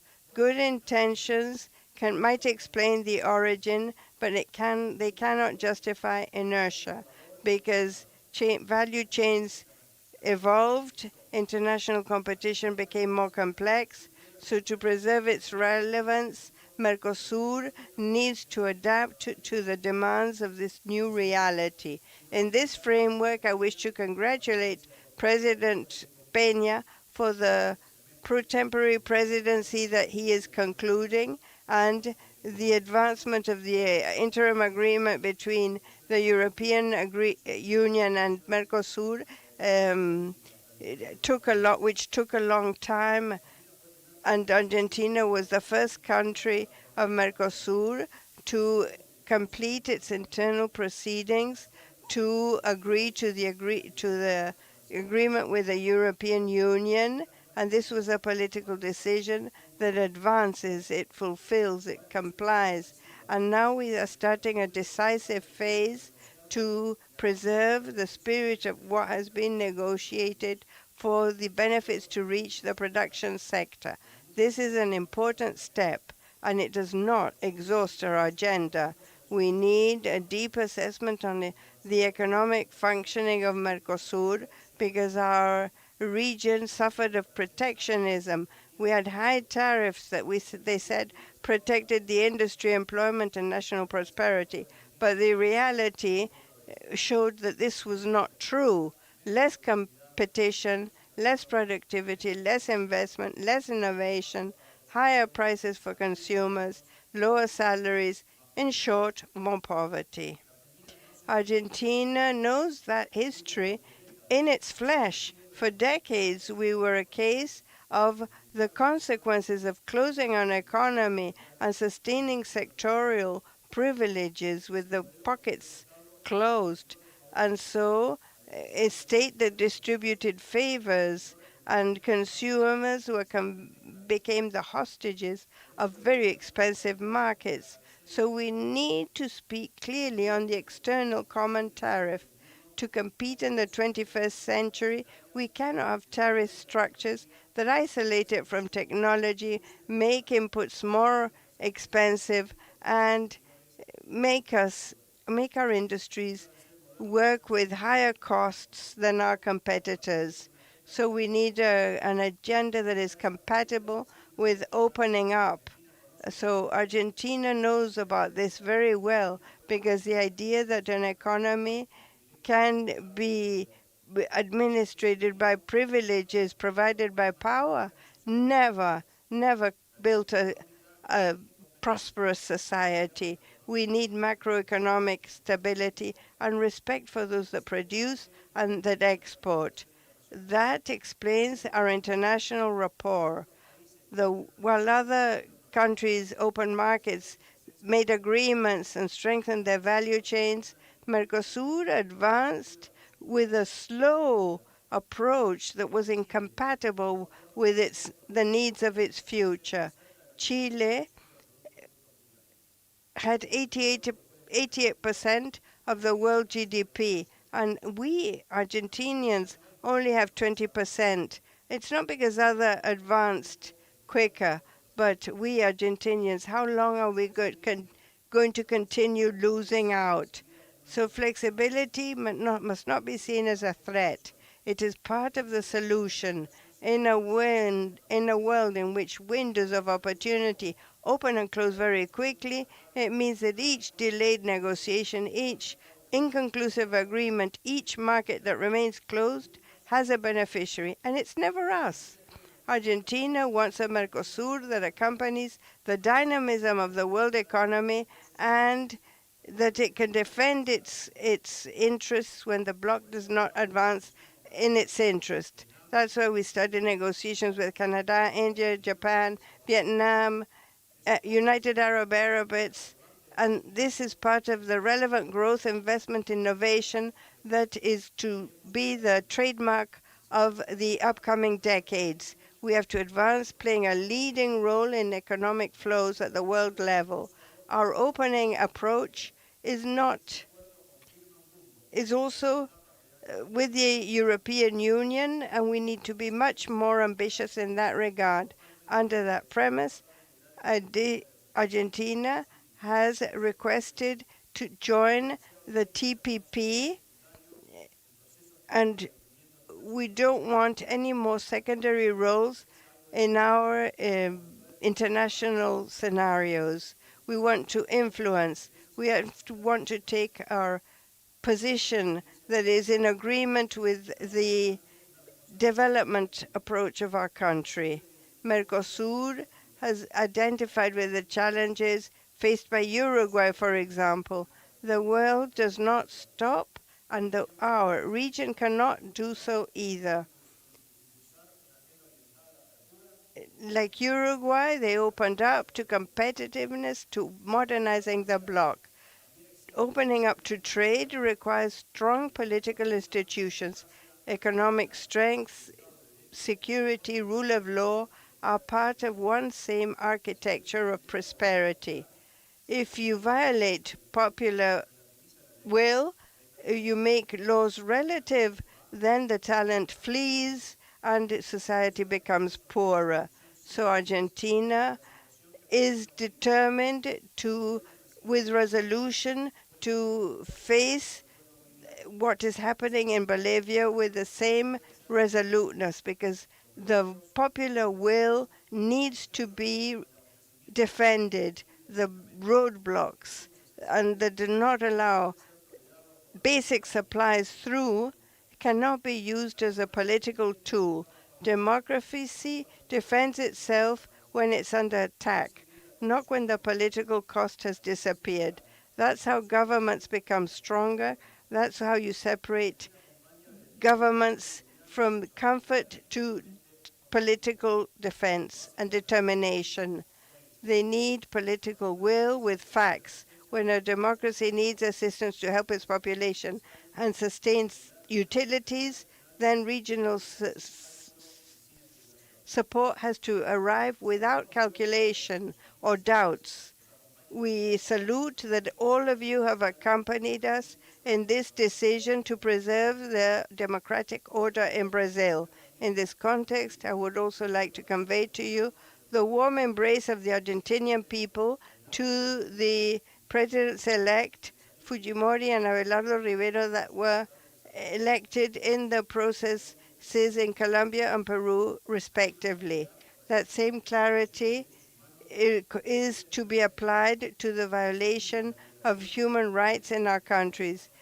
We want the freedom of those that have been imprisoned due to violations of a political nature, because if not, democratic legitimacy is lost.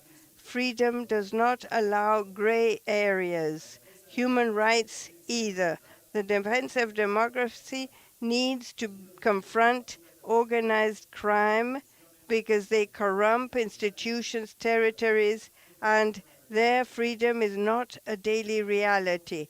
Drug trafficking, human trafficking, weapons trafficking, money laundering, and their connection to terrorism are part of a criminal engineering integrated by networks that can accumulate resources, exercise violence, capture institutions, and defy the legitimate authority of states. Given this challenge, regional and hemispheric cooperation is a need, a strategic need.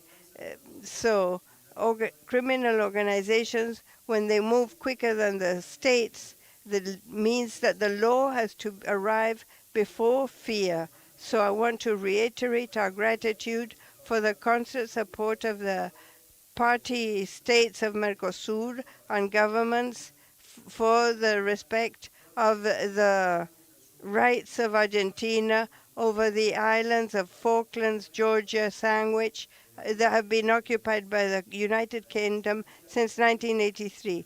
This summit shows the regional support that Argentina really appreciates, because this is a constitutional mandate and a state policy of ours. This claim is demanded peacefully because also of international law, and also unilateral. We demand unilateral rights to the exploration of the natural resources in those areas. No private investment, no unilateral decision can alter the juridical nature of a scenario that is recognized internationally. So with temperance and with all the rights provided by international law, we will keep the dialogue. Colleagues, as of 35 years of the Treaty of Asunción, can the MERCOSUR become a platform of prosperity, competition, and international insertion? Can it change its structure that is far from its citizens? Argentina has chosen its path. We want opening up, we want competition, juridical security, and trust. We leave behind the distance from the peoples because we need to benefit those who produce so that we have goods, energy, talent. We have the perfect location to occupy an important role in the international trade scenario. We are committing to honor our legacy, and our countries cannot carry the burden of lost opportunities. Each market that is closed is a business that does not grow. Every business that is unnecessary is lost energy. Mr. President, MERCOSUR has to stop seeing the world as a threat and take on the corresponding role. We started with a venturous decision. We each face the challenge of replacing resignation and being at the level of that audacious decision that we took 35 years ago. Thank you, Minister. Now we give the floor to the President of the Republic of Chile, José Antonio Cast. Muchas gracias, presidente. Agradezco. Thanks, Mr. President. Thanks for your hospitality for the organization. Yeah, I want to thank your administration, your team. I congratulate you on your performance of the pro tempore presidency. I want to congratulate Yamandu Orsi and for the coming pro tempore presidency. I want to greet the President of Brazil, the President of Bolivia, the President of Ecuador, each one of the Minister of Foreign Affairs and authorities joining us, and in particular the Chilean team, our Minister of Foreign Affairs, his own team, and the group of members of parliament that support this delegation, entrepreneur, business people that also support us to create more relations with each one of the nations present here. I want to thank the governor of the region of Antofagasta for coming, and he is the one running the region that where the ports are located, the entry gate and the exit gate of the products of our region. As President of Chile, it's an honor for me to be present in this gathering at the high-level meeting of all multilateral organizations and presidents of MERCOSUR. MERCOSUR is an organization that has gone from economic to institutional, political and social spheres without neglecting the essential part, which is the common market. Latin America is our place in the world for everybody present here. And I start differently than what is customary in a board like this, not with trade numbers or tariff numbers, but with what happened 6 days ago in Venezuela. I'm thankful for the minute of silence proposed by the President Lula, because it honors those who have lost their lives. These two earthquakes are very uncommon in that part of the continent, where thousands of people have died, thousands are now under the rubble. But from tragedy, from pain, from despair is also born hope. Because from each corner of South America, they've sent airplanes and rescuers. They've contributed to rescue those under the rubble and also to support the people who have lost all their assets. And nobody asked about any ideology, the ideology of the people under the rubble. We just asked whether there was anybody alive. And now, what are the and what the needs are in Venezuela right now? This is South America, and when we're the best of what we can, or we are at our best, we can support those suffering a catastrophe like this one.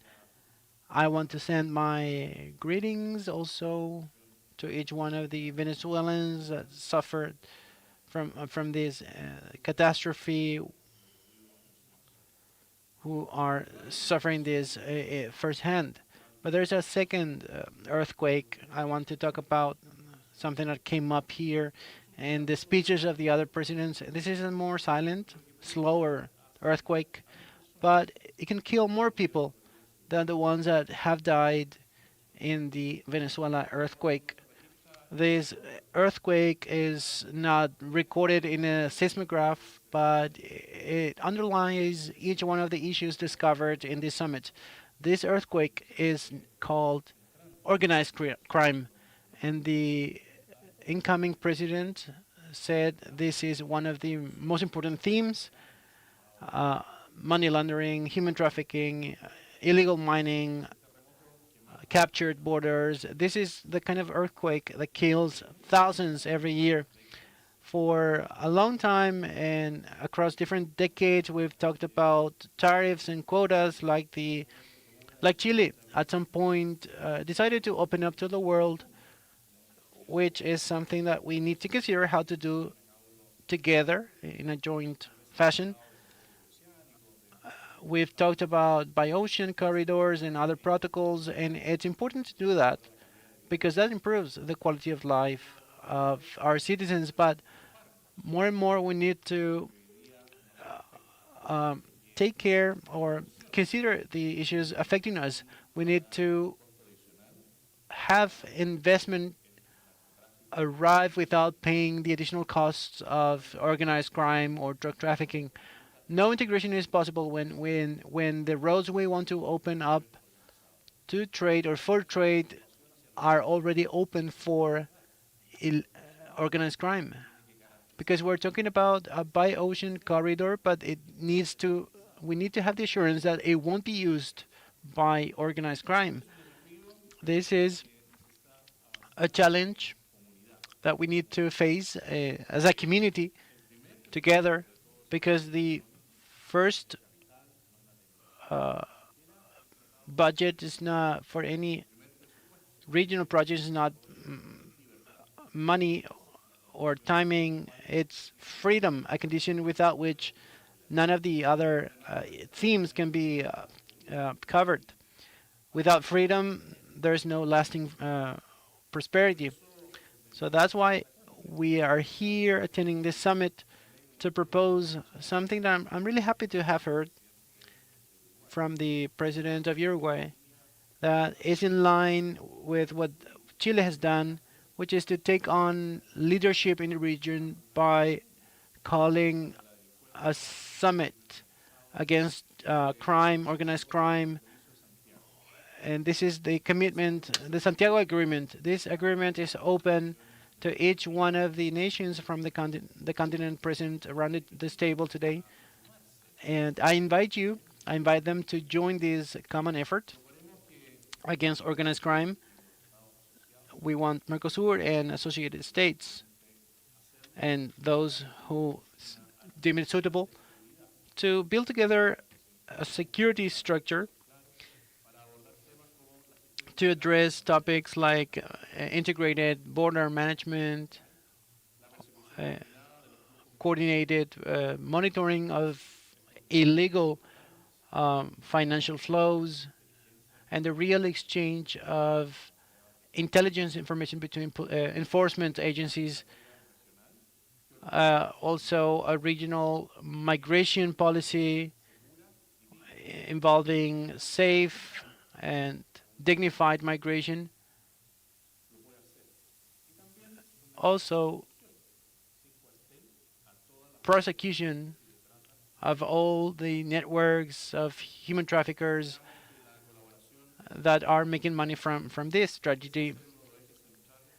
Migration should be one of the main topics in the next summits that will be gathering us. We don't expect anyone to give up on their sovereignty, but we want everybody to get together to fight this threat affecting our borders. We can do it together, but not alone, not individually, because organized crime has no borders, no law, nothing. With the same conviction, I believe that freedom and democratic order are non-negotiable, and I want to mention the situation going on in Bolivia as well. As member Bolivia, as member of this bloc, is represented here by its president, Rodrigo Paz, who I greet and I confirm our solidarity to their democratic government. I congratulate you on the way you're acting, ensuring the security of the people and leaving the use of state force or deadly force only as a last resort. You were really strong defenders of the established democracy. This is something that we appreciate and we support. And as a plenary, we recognize the work of your government in the defense of of democracy. So we want to express our solidarity and support to your government. I go back to the beginning of my speech now, to the lesson. When the earth shook in Venezuela, the distance, the calculations, ideologies didn't stop us. We rushed in, and that proved that we are there for a country that needs our help. As Chileans, we know how to help. We've tested this through in tragedy or in the exile.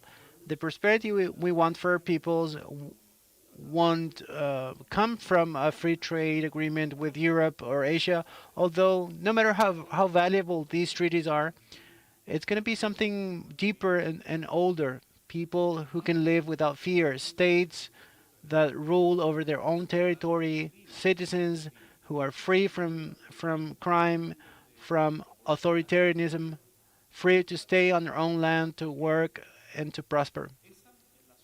That is the South America that Chile is coming to build together with you. A prosperous region, but also secure. Secure because it's free, and free because it's decided once and for all that no cartel or no mafia or no totalitarianism will be deciding on behalf of our nations. Let's build that freedom, which is the foundation on which all the rest is sustained. Thank you very much, and may God bless your nation. Thank you, Mr. President. I give the floor to the President of the Republic of Ecuador, Daniel Noboa. Your Excellency Santiago Peña, President of Paraguay, President Lula, President of Brazil, Yamandu Orsi, President of Uruguay, Mr. Rodrigo Paz Pereira, President of Bolivia, Mr. José Antonio Cast, President of Chile. Ladies and gentlemen, ministers, coordinators, delegates, welcome all. Greetings to all. I bring you the greetings of the Ecuadorian people, people that know how to listen and do not give up, and know we have to move forward with a firm step. We in this forum have a huge responsibility. We're the voice more than 430 million citizens of MERCOSUR, families that demand social security and cooperation.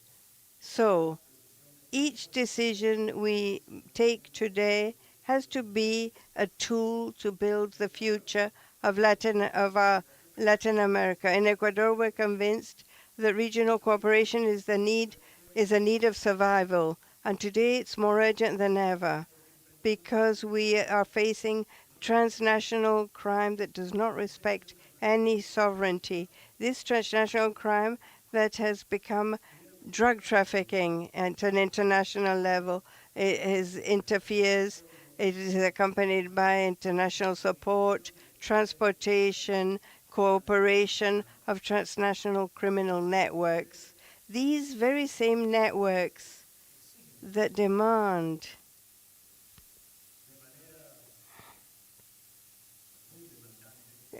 exactingly for infinite understanding of criminals, automatic judging of those that fight against these criminals. In our country, we decided to face drug trafficking and organized crime with all the force of the state, but it's a war that no country must fight on its own. Cartels do not recognize borders. They seek to undermine our democracy, our liberty.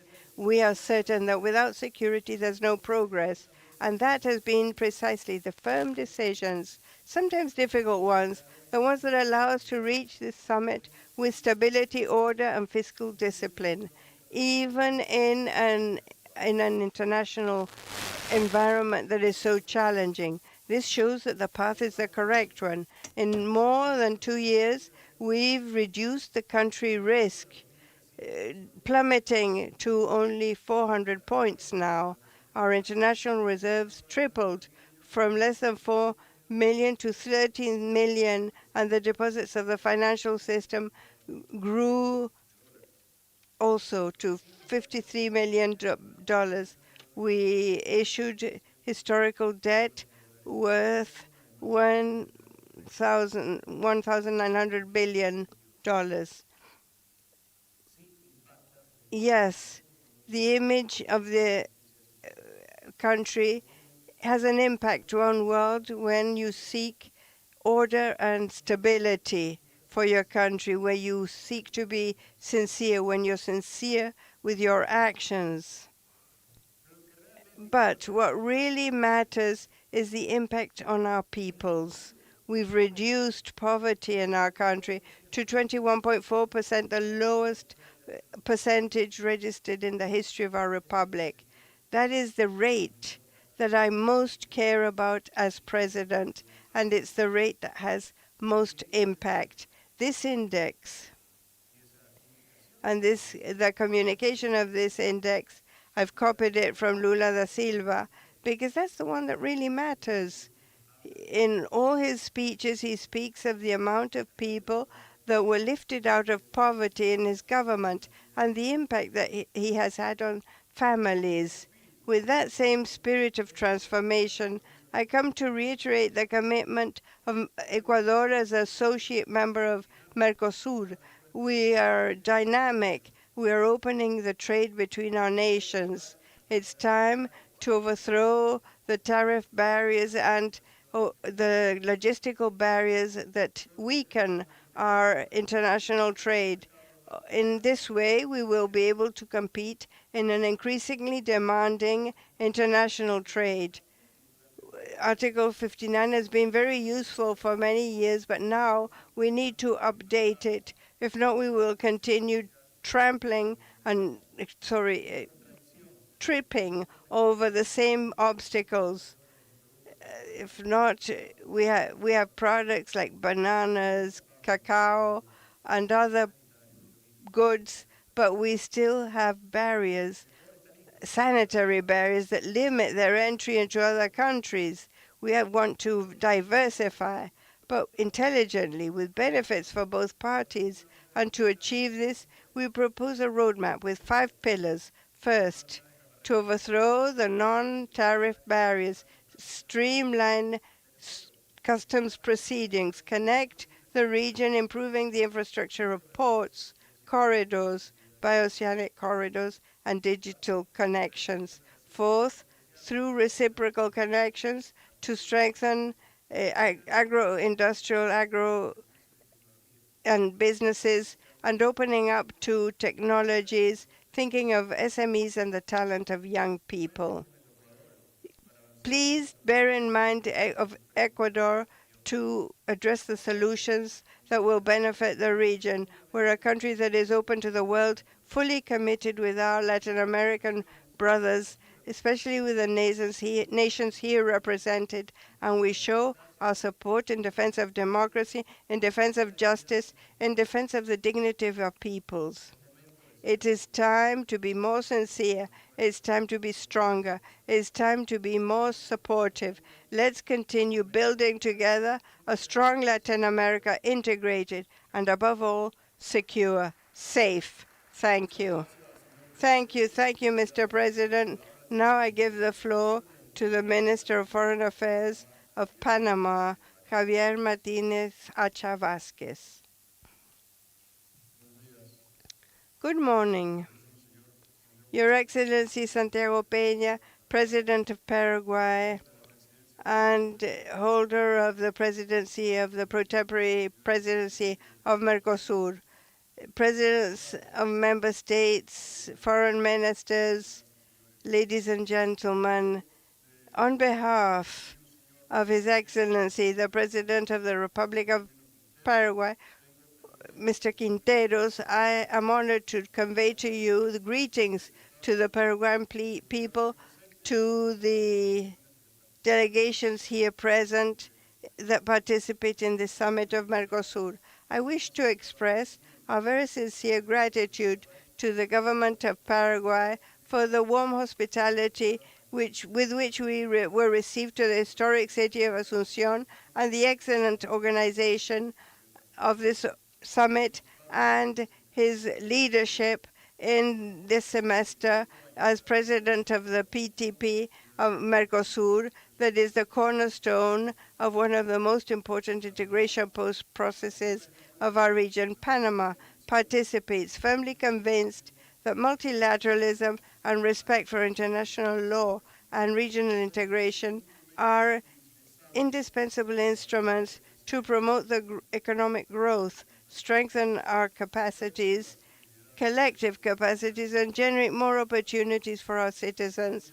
Our presence has special significance. In December 2024, Panama became an associate state of MERCOSUR, being the first country of Central America to become part of this important integration mechanism, and we're convinced that economic integration, trade opening, and the construction of bridges between our economies represent the best way to address the challenges of the present and take advantage of the opportunities in the future.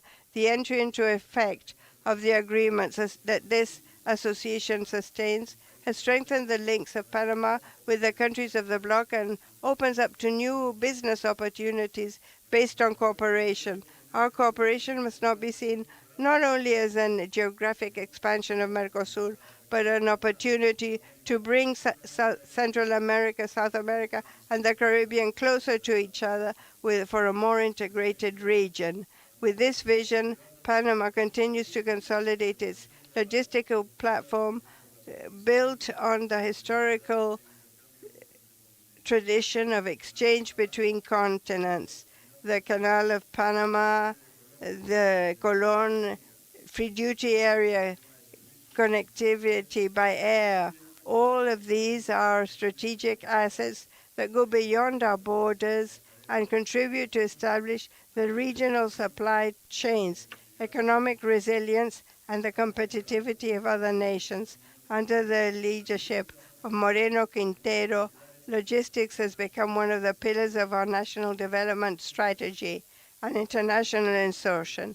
Panama fosters the interoceanic corridor, the strengthening of its ports, the earth-land corridor, and the Indio works to strengthen water security and the sustainability of Panama. We are experiencing deep transformations, geopolitical tensions, the reconfiguration of the international supply chains, energy transition, and the accelerated technological revolution are defining a new economic scenario. and digital and artificial intelligence are an extraordinary opportunity to foster the development of our people. We must work together to build regional capabilities to strengthen investigation, research, enterprises, talent formation, and the responsible use of new technologies. We have to make all these a tool for instrument for our citizens to increase productivity, improve education, strengthen the health systems, organize our states, and make our economies more competitive. But this will be only sustainable if the human being is at the heart of all decisions. This has to go hand in hand with ethics, respect for human rights, protection of privacy, and the dignity of people. That is why we call on you to promote the democratization of access to digital technologies and artificial intelligence so that their benefits reach all our peoples and do not deepen the gaps between countries or sectors between society. Technological progress has to be through inclusion, not isolation. And so we need to be strategic with effective cooperation to strengthen our productive capabilities, develop digital infrastructure, foster innovation, and generate an inclusive economic growth that benefits those generations today and tomorrow. Panama sees with optimism the advances of MERCOSUR in its external agendas and its steps to expand the opportunities abroad of the bloc. For example, MERCOSUR and the European Union, which is a symbol of trust in dialogue, excellencies. Integration of our region has to produce specific results for our citizens. It has to become more investment, more employment, more innovation, better infrastructure, more connectivity, and more opportunities for our young people. That is the true sense of our efforts. Likewise, we think it is indispensable to advance to a clear path that leads to consolidation of a participatory democracy based on solid institutions and independent institutions that guarantee free, competitive relations that are fully observed by the international community as the basis for the well-being of the Panamanian people. We also have ports for international commerce, so the interaction of port infrastructure has to have transparent mechanisms that are non-discriminatory, that benefit international trade and our economies. We reaffirm our commitment with the free flow of international trade and full respect for the principles enshrined in the Charter of the United Nations. Our ports are a public good, a public asset that have to be preserved through mutual respect in conflict resolution. Panama will continue to work with MERCOSUR, its member and associate states, and with all Latin America and the Caribbean to build a more integrated, more prosperous, more innovative, more supportive region, a region that is able to address unity and face the challenges of the 21st century to benefit all our citizens. Venezuela, in this moment of great sadness, we send our solidarity to you. We share your mourning and we identify with the victims, and we trust in the resilience of the Venezuelan people that you will achieve a future of peace and freedom and we express our respect, our affection, and we accompany you through these times so that you find unity and for the future to give you the peace and democracy that you so much desire. Our support is unrestricted to Venezuela for the true coexistence of the people. Democracy accepts no exceptions. All governments that has been chosen by the peoples deserves the respect for its mandate, and no attempt to undermine this democracy must be accepted, so that we preserve the institutionality of a legitimately established government by President Paz. There can be no ambiguity when democracy is at stake. The defense of democracy has to be a firm, unnegotiable commitment. The principles do not change according to circumstances or who's in power. Our solidarity today is with the Bolivian people, with its institutions.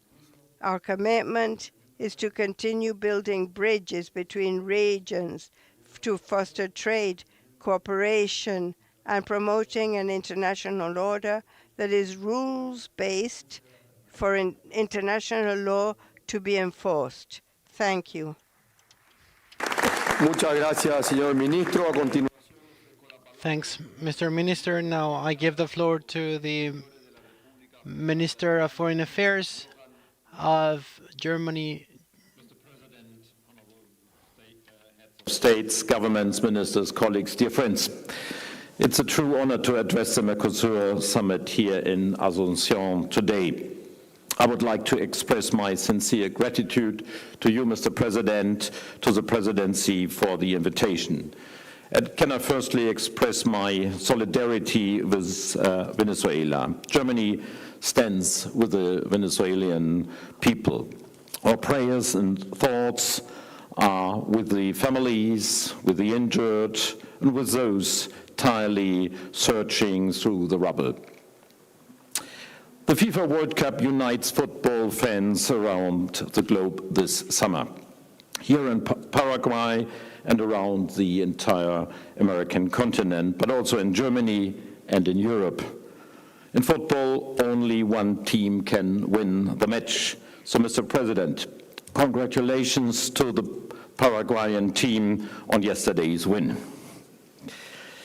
EU-MERCOSUR follows a completely different logic, though. It's a win for all teams. This is why I'm here today, to celebrate this major win our regions have achieved. On the 17th January this year, the European Union and the MERCOSUR states made history and signed the EU-MERCOSUR agreements after more than a quarter of a century of negotiations. It's a landmark free trade agreement, and tomorrow will mark 2 months since our trade agreement came into provisional effect. It's not an overstatement. This was truly a historic achievement. Together, we have built one of the largest free trade zones in the world. A market of 700 million people representing 20% of global GDP. As we celebrate this achievement, I wish to take this opportunity today to convey a message of gratitude, determination, and confidence. First, there is gratitude to you, our MERCOSUR partners. We are grateful for your highly constructive and supportive spirit, which was on display throughout our long negotiations, including the final, most sensitive weeks and months. And then earlier this year, the remarkable speed at which parliaments in Brazil, Argentina, Uruguay, and here in Paraguay embraced and ratified our trade agreement. It sent a resounding signal of support for our partnership that has not gone unnoticed. On behalf of the German government, let me thank you very much for your commitment, your perseverance, and your leadership. It has been instrumental to our joint success. Building on this positive momentum, my second message is one of determination. We know that, just as in football, one goal doesn't guarantee winning the game. Germany is resolute in its commitment to keep up the work to fully unlock the potential of this agreement and to strengthen our partnership. In this spirit, next month, we plan to be among the first EU countries to formally begin ratification of the EU-MERCOSUR Partnership Agreement, which will elevate our political partnership to an even higher level. Germany is also helping to make the case for the agreement in ongoing legal reviews in Europe. Our next key goal will be to ensure that the trade agreement will move from provisional to full application as soon as possible. We are determined to support all mechanisms that ensure that barriers and irritants in our partnership can be addressed quickly and resolved through dialogue, now and in the future. Let me be clear. Germany's support for this partnership has been unwavering for 25 years, and we are determined to now seize this unique opportunity to prove that our partnership unlocks its potential to deliver for our peoples. That is why my final message is one of confidence. Europe and MERCOSUR made a deliberate choice by committing to this partnership, a choice for reliable, mutually beneficial, rules-based partnership. In today's turbulent geoeconomic times, I am convinced this was exactly the right choice.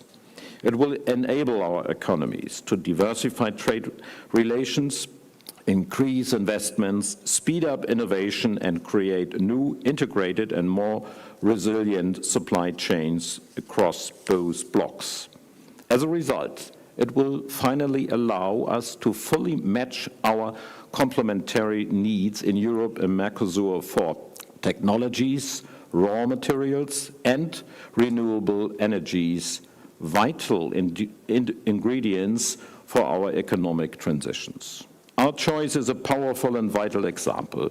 31 democracies committed to shared values and high standards for our citizens, future generations, and our planet.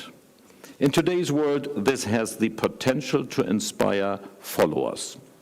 Today's summit gives me confidence that there is potential to grow this partnership even further, with other MERCOSUR members joining our agreement in the future.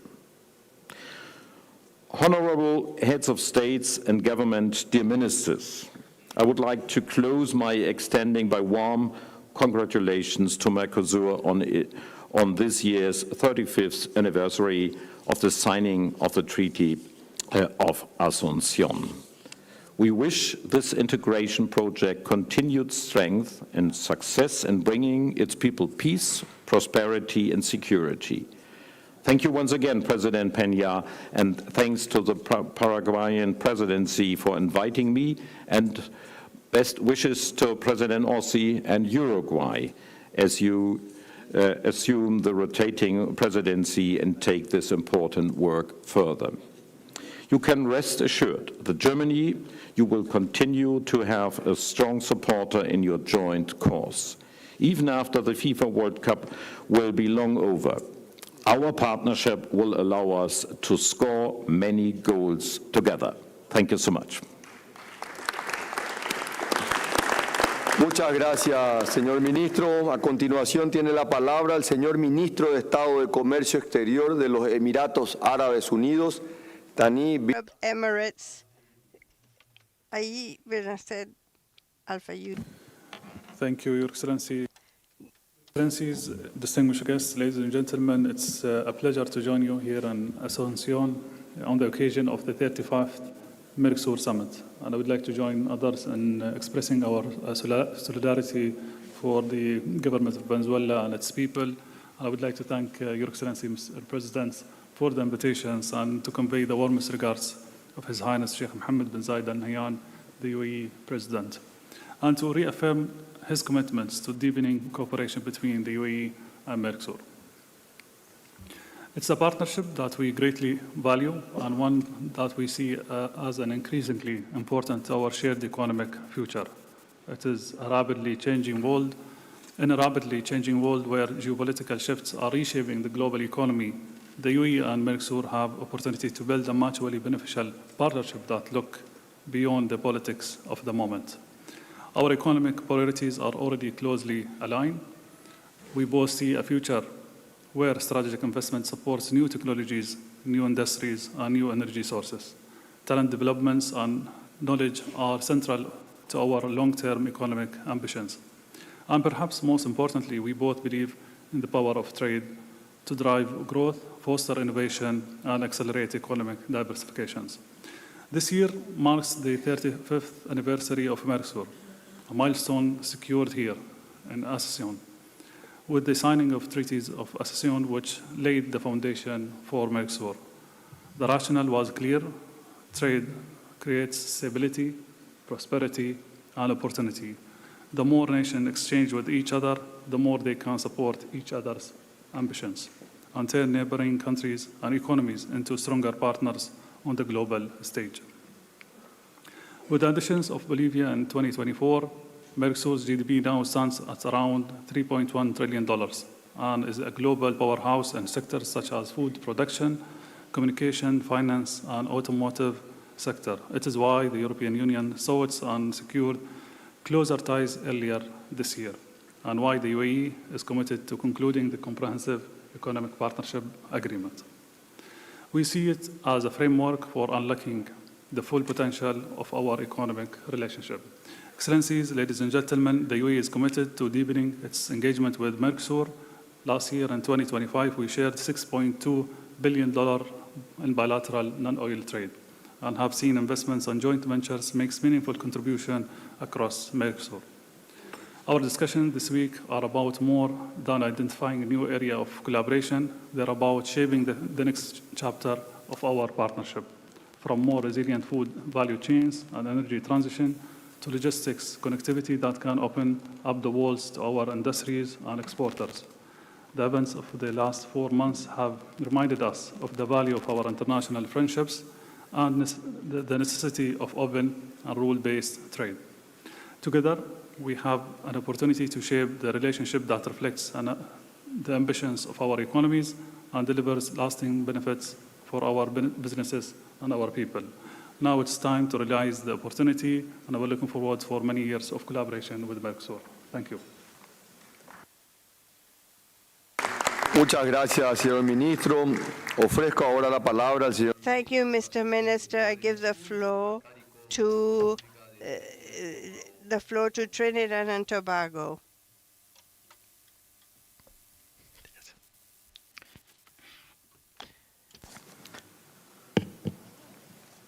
Excelentísimo. His Excellency Santiago Peña Palacios, President of the Republic of Paraguay, other heads of state and government, His Excellency Rubén Darío Lescano, Minister of Foreign Affairs of the Republic of Paraguay, dear Ministers of Foreign Affairs, heads of delegations, ladies and gentlemen, on behalf of the Honorable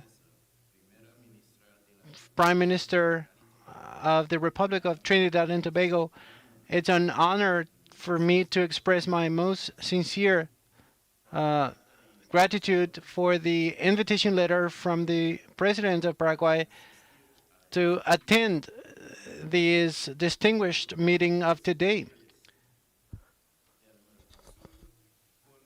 of the MERCOSUR leaders on the occasion of the 35th anniversary of the signing of the Treaty of Asuncion. The Republic of Trinidad and Tobago expresses its sincerest gratitude to the government and the people of the Republic of Paraguay for their warmth, hospitality, and for the opportunity that they've provided to highlight before you the importance of the condition of the status of associated state of MERCOSUR for the government and for the people of the Republic of Trinidad and Tobago. This summit is held during decisive times for the world economy, where international trade is being reconfigured by the geopolitical uncertainty and changes in trade patterns. In this scenario, changing scenario, regional alliances have become essential pillars of resilience and sustainable growth. So it is with huge optimism that I'm presenting myself to you to submit the formal request of Trinidad and Tobago to become an associated state of MERCOSUR, which we consider to be a bridge to South America, or between South America and the Caribbean. We see this as an opportunity to deepen the economic links, relations, and to widen access to markets, strengthen the services market, including tourism services, financial services, cultural services, and technology. Information and communication technology, that is, and to promote higher flows of investment or investments in technology. For Trinidad and Tobago, this looks a lot like our own agenda as we continue transforming our economy, the largest in the English-speaking Caribbean, through diversification and innovation. We recognize this is the right moment to strengthen our relations with neighboring countries and our mutual commitment to prosperity and regional development. Trinidad and Tobago is willing to reinforce its role as a reliable energy partner, supporting regional energy security, resilient supply chains, sustainable development, and shared economic growth. As member states of CARICOM, Guyana and Suriname have proven they've consolidated the relationships with MERCOSUR as associated states. Trinidad and Tobago hopes to join them and to contribute our own experience to a regional economic space that can be more integrated, more prosperous, and to serve as a bridge between South America and the rest of the Caribbean. Please allow me to conclude by reaffirming the firm commitment of the Republic of Trinidad and Tobago to cooperate and contribute constructively to MERCOSUR and member states for a deeper relation and for more opportunities in different areas for the benefit of our peoples. Despite not being a native Spanish speaker, I decided to give my presentation in Spanish. Though not perfect, it demonstrates Trinidad and Tobago's commitment to deepening its integration with our brothers and sisters, not only in MERCOSUR, but Central and South America. Muchas gracias. Muchas gracias, señor ministro. Seguidamente doy. Thanks, Mr. Minister. Now I give the floor to the Vice Minister of the Senate of the Republic of Uzbekistan. Muchas gracias, señor presidente. Sus Excelencias. To address this important summit of MERCOSUR countries here in the beautiful capital of Paraguay. Asunción, as head of the delegation of the Republic of Uzbekistan. And with pleasure, I'd like to deliver to all of you greetings and best wishes from President of Uzbekistan, Mr. Shavkat Mirziyoyev.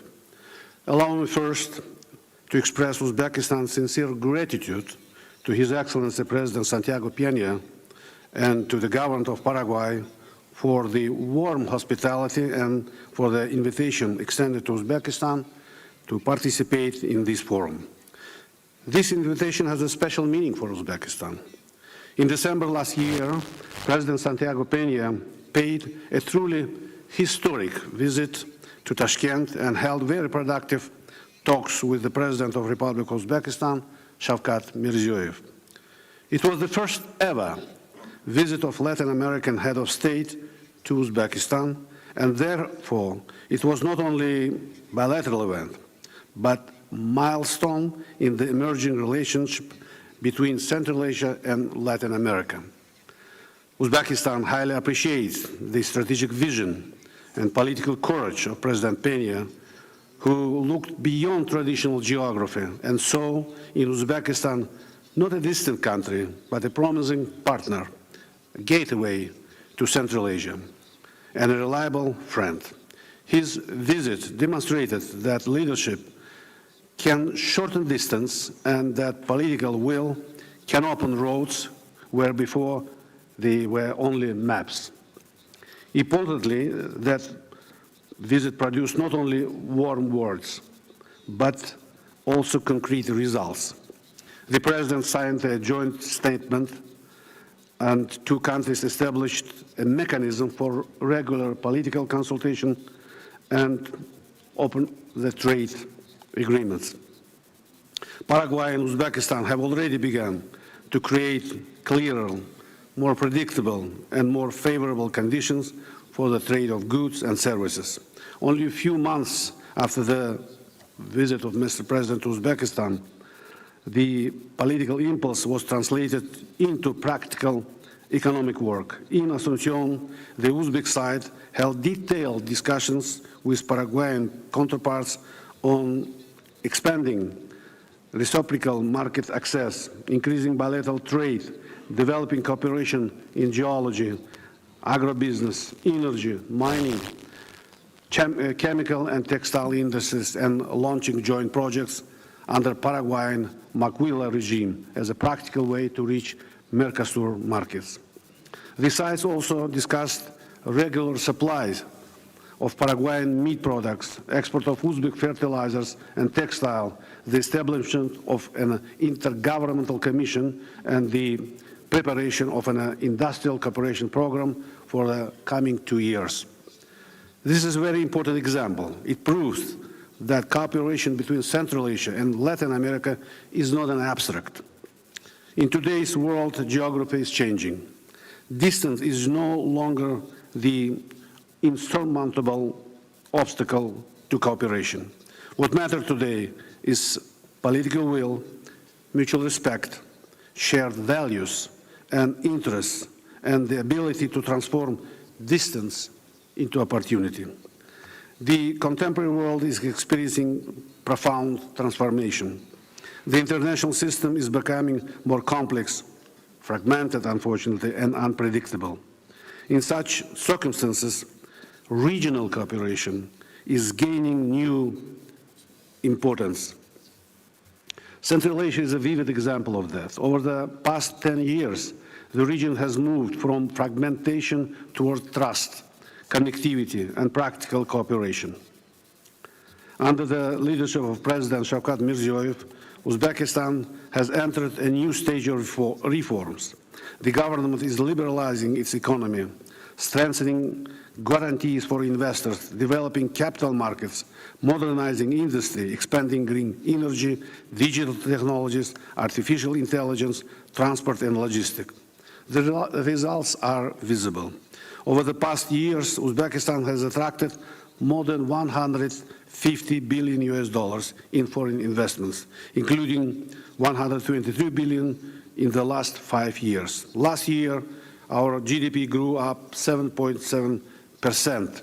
This year, GDP is expected to surpass $180 billion.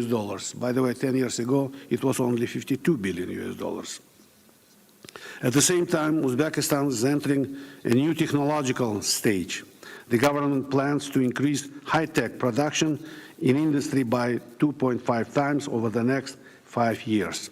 In this context, Uzbekistan sees great potential for cooperation with MERCOSUR countries. First, there is a strong potential to develop trade and investment cooperation by connecting the growing markets of Central Asia and South America. Uzbekistan can serve as a gateway to Central Asia, which is 100 million population, while MERCOSUR can open new opportunities for Uzbek products in Latin America. The experience of Paraguay already shows that this is not theory, but a practical agenda. Second, agriculture and food security offer natural areas for partnership. MERCOSUR countries have enormous experience in modern agribusiness, livestock, biotechnology, and food processing. Uzbekistan, which is already exports fruits and vegetables worth almost $4 billion to more than 70 countries, is ready for joint projects in this field. Third, green energy and sustainable development can become a strategic direction of Uzbekistan-MERCOSUR cooperation. Paraguay's clean energy potential, Brazil's experience in biofuels, and broader MERCOSUR agenda in sustainable agriculture and energy transition are of great interest to Uzbekistan. Fourth, connectivity must become a new intellectual and practical agenda between Central Asia and South America. The two regions should think not only in terms of distance, but in terms of corridors, logistics, ports, digital platforms, air links, and business network. Central Asia and Latin America can become more closer through creative joint works. And lastly, fifth, cooperation should be expanded in education, science, tourism, culture, and people-to-people exchanges. The peoples of both regions still know too little about each other. Dear colleagues, dear friends, Uzbekistan comes to this summit with a sincere desire to build a new dimension of partnership with MERCOSUR. The visit of President Santiago Peña to Tashkent has created a precedent, a bridge, and practical roadmap. Uzbekistan would warmly welcome the interest of other MERCOSUR countries in developing similar ties with our country. This cooperation can become a bridge between two dynamic regions, a bridge of trade, investment, innovation, culture, and human friendship. Let this summit help turn geography into advantage, distance into dialogue, and dialogue into practical cooperation. Thank you very much. Muchas gracias, señor primer. Thank you, First Vice President. The Director General for Economic Business of the Foreign Affairs of Peru, Ambassador Jorge Felix Mundio Correa. Thank you, President of the Republic of Paraguay, Santiago Peña, heads of state of the party states and associate states of MERCOSUR, foreign ministers, dignitaries. I want to convey to you the warm greetings of José María Balcázar, President of Peru, and thank the pro-tempore presidency of Paraguay for their efficiency in the organization of this meeting. Peru assigns great value to our participation in this summit. We recognize here a fundamental space to strengthen regional integration. This acquires a significance in the complex context of the international scenario that is characterized by fragmentation and volatility. In the face of this scenario, this meeting allows us to project a strong message that prioritizes dialogue and coincidences over interests and the common challenges of our region. For Peru, this forum has a strategic value in a world that is marked by geopolitical divisions, in accelerated processes of technological innovation, and challenges in food security and energy security. We are conscious that these problems go beyond the national borders and demand coordinated responses that are supportive by our member states. With stable rules, we will strengthen the nations that are part of the bloc, especially in the face of an unstable regional scenario, international scenario. This is a platform to dialogue with frankness, candidness, build trust, and agree on the central points of a shared agenda. The work that we are undertaking in this body is a vehicle to generate greater economic well-being in our populations, with a direct impact that citizens will feel in their daily lives. This occasion is timely to reaffirm that for Peru, regional integration is an indispensable tool to strengthen national capabilities, promote sustainable development, promote opportunities, and consolidate a more resilient region in the face of the challenges of the 21st century. So we reiterate our firm interest in supporting and facing the current challenges, and we underscore our determination to promote free trade, sustainable trade, foster digital transformation, regional security, and technical cooperation in the different spheres. In this regard, I wish to express our condolence for the people of Venezuela for the loss of human life and material damage caused by the earthquake.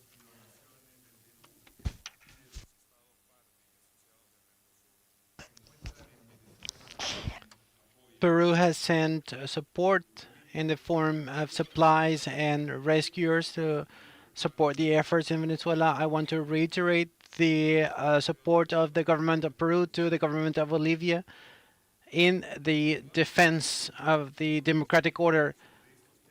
The statements on these issues to be made by this bloc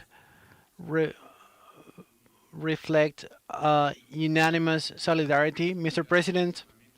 Mr. President of Uruguay, you will assume the President of Paraguay, you will undertake negotiations with Asia, and we ask you to promote the mechanisms between those areas and MERCOSUR with the motto that we can build a more connected and competitive South American bloc. I would like to congratulate the pro tempore presidency of Paraguay for their important work carried out during this semester, and to convey to you Peru's availability to accompany your process during the presidency of Uruguay as well. Thank you, Mr. Representative of Peru. I give the floor to the Ambassador of the Republic of Colombia in Paraguay, Mr. Manuel Corso Romano. Thank you, Mr. President. Santiago Peña, pro tempore President of MERCOSUR, and greetings to the new president that will be Uruguay and the other states that are here with their delegations present at this summit. I wish to underscore, first of all, the issue, the humanitarian issue of Venezuela. It's very clear that they're part of South America, especially in this case, and underscore also the issue of democracy and the strength of rule of law in our South American countries to protect law, the juridical order of our nations. Thirdly, the support to Bolivia is full, complete, comprehensive, to also maintain the juridical order in the country. Lastly, to tell you that Colombia accompanies and would like to have a closer and closer relationship to MERCOSUR with an eventual integration through the important mechanisms available for Latin America. Thank you very much, Mr. President. And we are here. We'll be here present on behalf of Colombia. Muchas gracias. Thank you, Mr. Representative of Colombia. Now we've heard the last speaker of the day, and now we will proceed to put forth for your consideration the communication of the presidents of the party states of MERCOSUR. If there are no objections, it has been adopted. The joint communique of party states, and now the communique of the presidents of state parties and associated states of MERCOSUR. The communique has no objections, so we adopt that communique. And now I proceed to transfer the pro tempore presidency. I invite my dear friend, President of the Republic of Uruguay, to accompany this simple but very emotional transfer of the leadership of the presidency, of the pro tempore presidency.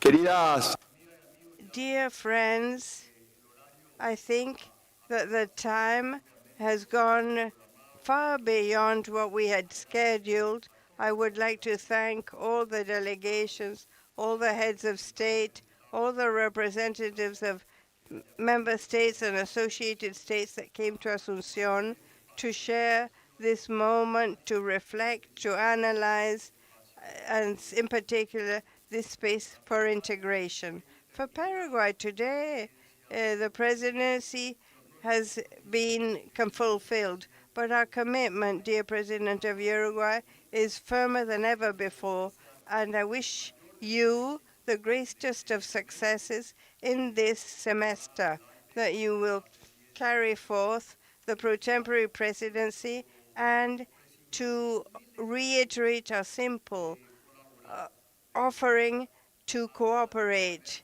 even with obstination, with resoluteness, for an increasingly stronger MERCOSUR.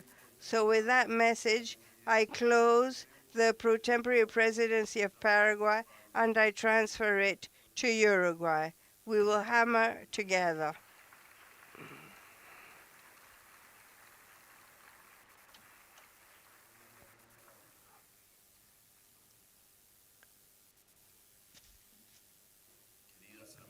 Dear friends, dear President Santiago Peña, it is a great honor to be part of this environment, because we are elected presidents, elected by the peoples of our countries that have elected who are those who will be leading the government. But when we look regionally and we realize that we set up an association, a partnership that I have no doubt at all must be one of the most fertile regions in the world, including the most forest-rich regions of the world. It must also be, and one of the greatest reserves of fresh water in the world. And linked to this, one of the areas in the world that has the greatest capacity to generate renewable energy, but also the other energy, the largest energy reserves in the world. In addition to that, if we bear in mind that for many years now, we are an area of peace, a war-free area, well, obviously, that honor of belonging to this club, quote unquote, it's something else. It takes on more relevance. If we bear in mind that 200 years ago, we started off as separate states, independent states. Of course, historical battles, glorious battles that led us to have our flags and that forced to gradually build our own nations from that virreinato that was one whole. Over time, we saw how our differences led us to confrontation, and now we are part of a process that is walking in the opposite direction. It's walking towards integration. That honor that I referred to at the beginning becomes something to be proud of. I'm proud of being part of this process that before we used to think that was impossible. This will be possible. With a heart in the right place, it will be successful. Thank you. De esta forma concluye, señoras y señores. This is the conclusion of summits of heads of state and associate states of MERCOSUR. We say farewell to the dignitaries and we invite you to the VIP hall to and foreign ministers, please accompany your presidents. This concludes the 68th Summit of Heads of State and of MERCOSUR.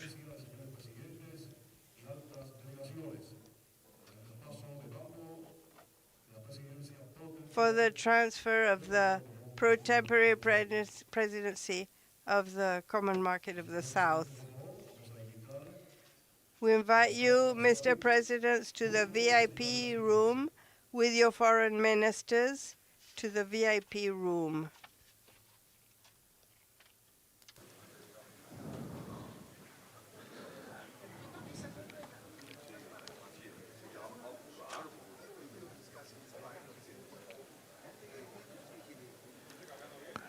Reiteramos a los señores cancilleres, por favor, acompañar a sus dignatarios hasta la sala VIP.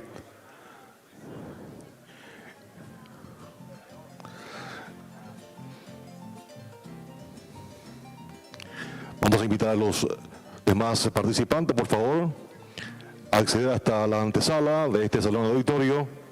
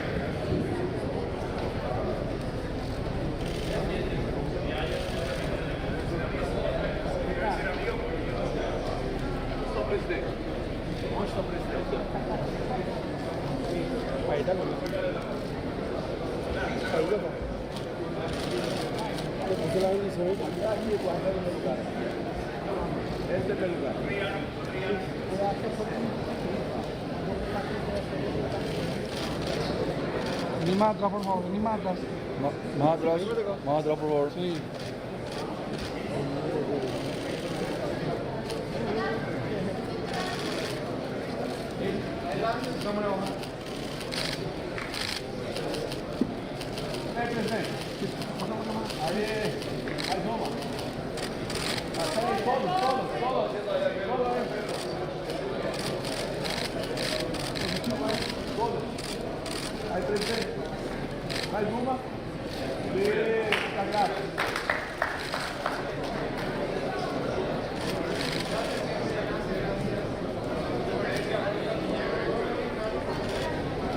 ¿Tenemos la foto?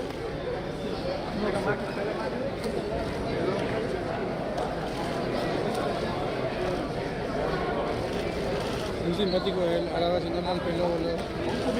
Muy simpático el árabe haciéndole al pelo. Sí. Bueno, ahora nos vamos a la conferencia.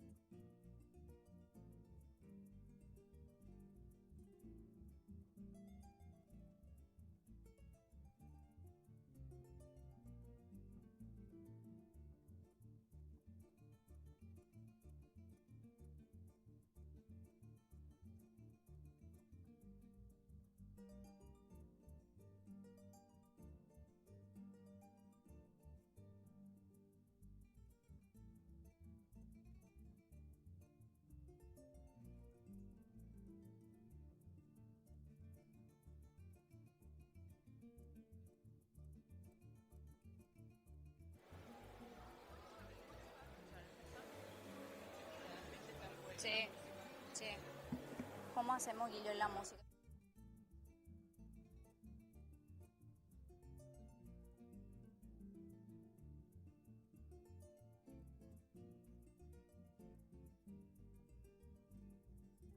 Un segundito, sí. Un segundito.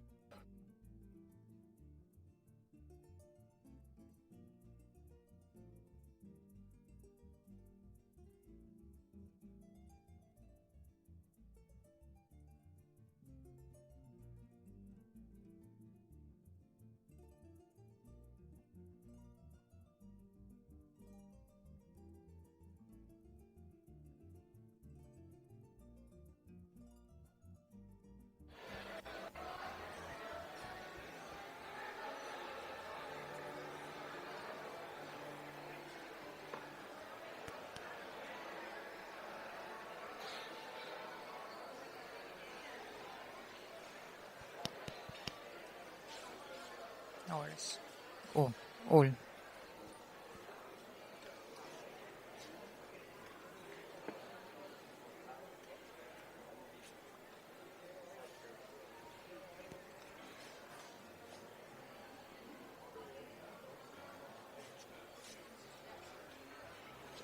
Adelante, ministro. Bueno, muchas gracias a cada uno de ustedes por estar presentes. Como ustedes habrán recibido, hemos hecho la distribución de una serie de declaraciones. El comunicado conjunto de los presidentes de los estados parte del MERCOSUR, el comunicado conjunto de los presidentes de los estados parte del MERCOSUR y estados asociados, la declaración especial de los presidentes de los estados parte del MERCOSUR y estados asociados sobre las Islas Malvinas, la declaración especial de los presidentes de los estados parte del MERCOSUR y estados asociados sobre la preservación del orden democrático en Bolivia y la declaración especial de los presidentes de los estados parte del MERCOSUR y estados asociados sobre los terremotos en Venezuela.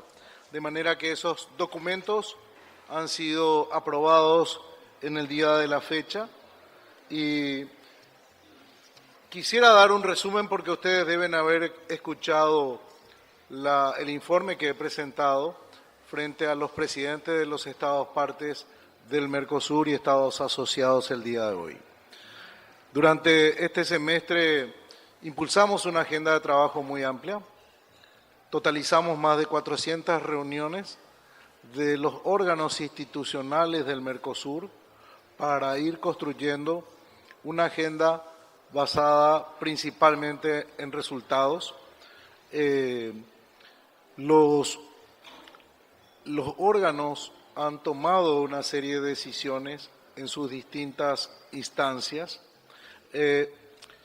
y podemos resaltar que la primera acción fue al inicio del año, el 17 de enero, en la ciudad de Asunción, sede de la firma del Tratado de Asunción, que este año celebra su 35 aniversario. Suscribimos el acuerdo MERCOSUR-Unión Europea después de más de 25 años de negociaciones y que entró en plena vigencia provisoria el 1 de mayo del corriente año. Se suscribió el acuerdo MERCOSUR sobre reconocimiento mutuo de medios de identificación y autenticación electrónica para permitir el reconocimiento mutuo de las identidades digitales entre los estados partes. Esto beneficia a los sectores públicos y privados, que va a permitir acelerar los trámites, disminuir los costos, desburocratizar los sistemas y la firma electrónica y la identidad electrónica de los ciudadanos del MERCOSUR constituyen un avance sustantivo. Hemos aprobado la resolución que establece las recomendaciones de estándares mínimos de las áreas de control integrado. Esto quiere decir de que hemos acordado todos los procedimientos que tienen que implementar las áreas de control integrado en zonas fronterizas, acelerando los trámites, desburocratizando. Nosotros señalamos de que no pretendemos menos control. Al contrario, queremos que este no tenga un impacto directo en el tiempo y el bienestar de los ciudadanos, de los empresarios y del tránsito de personas y mercancías en la frontera. Aprobamos la creación del subgrupo de trabajo sobre comercio y desarrollo sostenible. Hemos observado de que muchos países contraparte en el mundo han establecido distintas medidas que impactan sobre el desarrollo sostenible, ya sean por cuestiones medioambientales o por cuestiones de sostenibilidad. Y en ese contexto estamos trabajando los países miembros del MERCOSUR técnicamente para abordar esos desafíos que implican mayores demandas de información, de comunicación y restricciones al comercio que se imponen muchas veces sobre la figura de protección ambiental o de sostenibilidad. Actualmente estábamos trabajando de manera aislada cada país, tomando sus decisiones, sus recomendaciones. Este subgrupo de trabajo fue constituido con el propósito de resolver una ecuación de manera conjunta sobre este aspecto tan importante del comercio internacional. Lanzamos las negociaciones para un acuerdo de asociación económica con Japón. Es un tema que hemos evolucionado a lo largo de este primer semestre. Recordarán ustedes que el presidente Santiago Peña estuvo en Japón a finales del año pasado en ocasión de la Expo Universal de Osaka y visitamos también la capital en Tokio, y en ese contexto se ha podido evolucionar a una declaración que nos permite las voluntades políticas del MERCOSUR y de Japón hacer el lanzamiento de este acuerdo.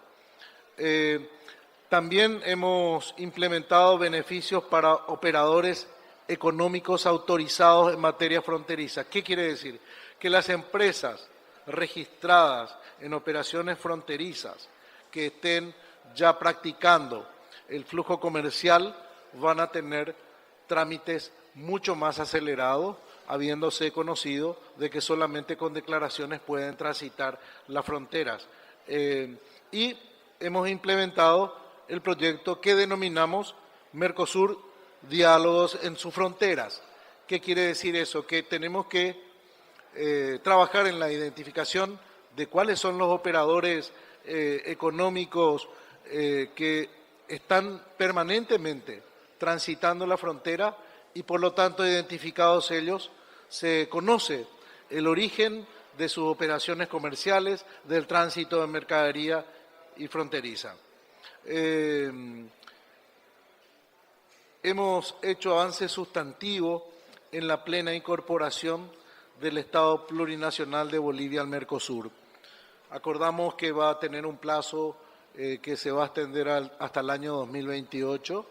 En la incorporación de la normativa al sistema legal boliviano, la incorporación de la legislación y el patrimonio del MERCOSUR al derecho o al sistema legal boliviano, es en lo que estamos trabajando, cooperando los otros 4 países miembros del MERCOSUR para que Bolivia pueda incorporarse plenamente. Trabajamos en la construcción de los fondos estructurales del MERCOSUR. Hay un avance sustantivo. La República Federativa del Brasil ha propuesto una contribución de $100 millones anuales a este fondo. Iríamos aproximadamente, una vez concluidas las negociaciones, no pudimos alcanzar un consenso pleno, pero prácticamente vamos a duplicar los fondos estructurales que serán aplicados por los próximos 10 años.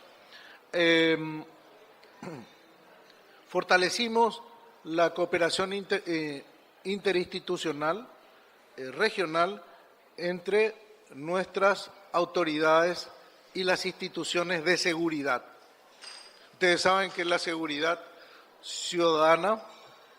La lucha contra el crimen transnacional organizado es uno de los aspectos fundamentales de nuestra agenda de desarrollo, porque sin seguridad no hay desarrollo, y en ese tema hemos avanzado en la cooperación, además en derechos humanos, en materia de justicia, en materia de cultura, educación, gestión de riesgos de desastres naturales, transparencia, y en la cooperación consular que hace poco nuestro Congreso Nacional terminó aprobando el acuerdo que suscribimos a nivel de MERCOSUR, donde los consulados de aquellos países donde no tienen legaciones consulares pueden ser atendidos por los otros miembros del MERCOSUR.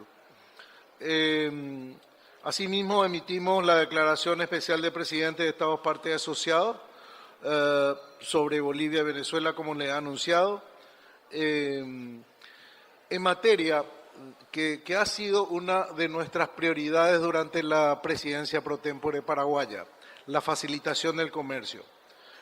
Suscribimos con el Brasil el protocolo bilateral sobre transporte de cargas menores, que es un tema sustantivo principalmente en la frontera de Ciudad del Este, Foz de Iguazú.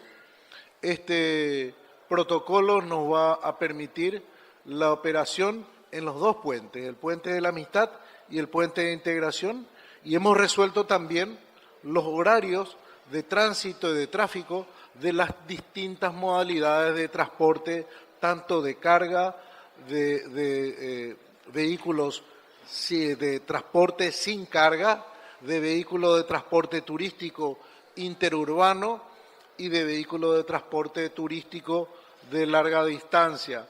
Entonces, esto nos permitirá una mayor previsibilidad de las operaciones de camiones pequeños entre Ciudad del Este, Ciudad Presidente Franco y Hernandarias con Foz de Iguazú, mediante un régimen específico basado en la trazabilidad, gradualidad y mejores controles entre las autoridades competentes de nuestros países.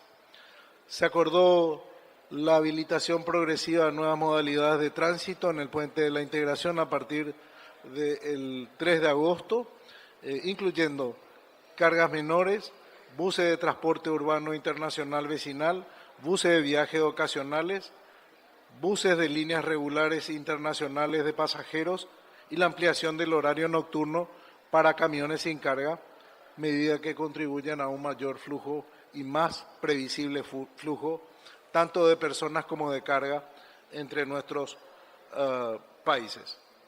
Como resultado de la reunión de cancilleres de Paraguay, Uruguay y Bolivia, renovamos el compromiso de la Constitución de Urupabol, donde estamos trabajando en una agenda común en materia de, sobre todo, el fortalecimiento del proceso de integración. Hablamos de logística, transporte, corredor bioceánico, el corredor de la hidrovía Paraguay-Paraná, la facilitación del comercio para las regiones sin litoral marítimo. Somos dos países sin litoral marítimo, pero al mismo tiempo hay estados de Brasil, provincias de la Argentina que tienen las mismas circunstancias, y en ese sentido vamos a trabajar en un espacio flexible de articulación tanto bilateral como plurilateral a la luz de los desafíos que tenemos en la integración.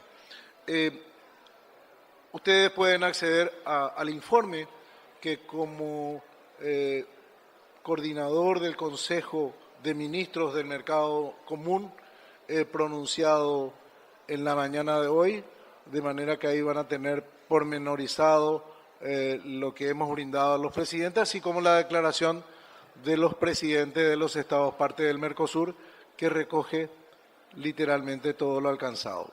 Estoy a disposición de ustedes para las preguntas que tengan. Hola. Canciller, muy buenos días. Desde Nórdica Streaming de Argentina, Chaco, en primer lugar, felicitarlos por la victoria de anoche. Argentina lo celebró como si fuera propia, así que felicitaciones. Y en segundo lugar, consultarle cómo lo tomó el presidente de Paraguay como anfitrión de esta cumbre, la ausencia a última hora del presidente de Argentina, Javier Milei. Sí. Entendemos que el presidente Javier Milei, como nos ha explicado, está transitando un momento de cambios importantes en su gabinete. En minutos más está jurando el nuevo jefe de gabinete del gobierno del presidente Javier Milei, lo que le ha impedido venir de acuerdo a los argumentos expresados. Nos hubiese gustado tenerlo aquí. Es una persona que tiene la capacidad de contribuir siempre con el proceso de integración, pero ha estado muy bien representado por su canciller Pablo Quirno. Muy buenas tardes, canciller Nina Osorio de Agencia EFE. Quisiera consultarle cómo quedaron finalmente las negociaciones entre los miembros del MERCOSUR sobre la repartición de las cuotas de exportaciones desde este bloque hacia la Unión Europea, en vista de que el presidente Peña ha dejado de manifiesto pues la inconformidad pues en que hay una repartición equitativa. ¿Hay un acuerdo o qué acciones va a emprender Paraguay para pues que sea escuchada su demanda? Es un tema que está en negociación. Nos hubiese encantado llegar a un acuerdo de equidad y equilibrio en la distribución de los contingentes, donde particularmente hay 3 productos que forman parte de las discusiones principales, habiendo 9 productos que tienen contingentes en total contenido en el acuerdo. El acuerdo del MERCOSUR con la Unión Europea indica que la Unión Europea concede al MERCOSUR un contingente de cuota. Esos 3 productos son carne fría, carne congelada y arroz, donde particularmente los 4 países tenemos producción. Estos contingentes van a ir evolucionando anualmente. Por ejemplo, en carne tenemos este año, para todo el año, 6.000 toneladas. La distribución por parte de la Unión Europea no va a ser establecida si las licencias de importación que van a ser entregadas a todo el MERCOSUR.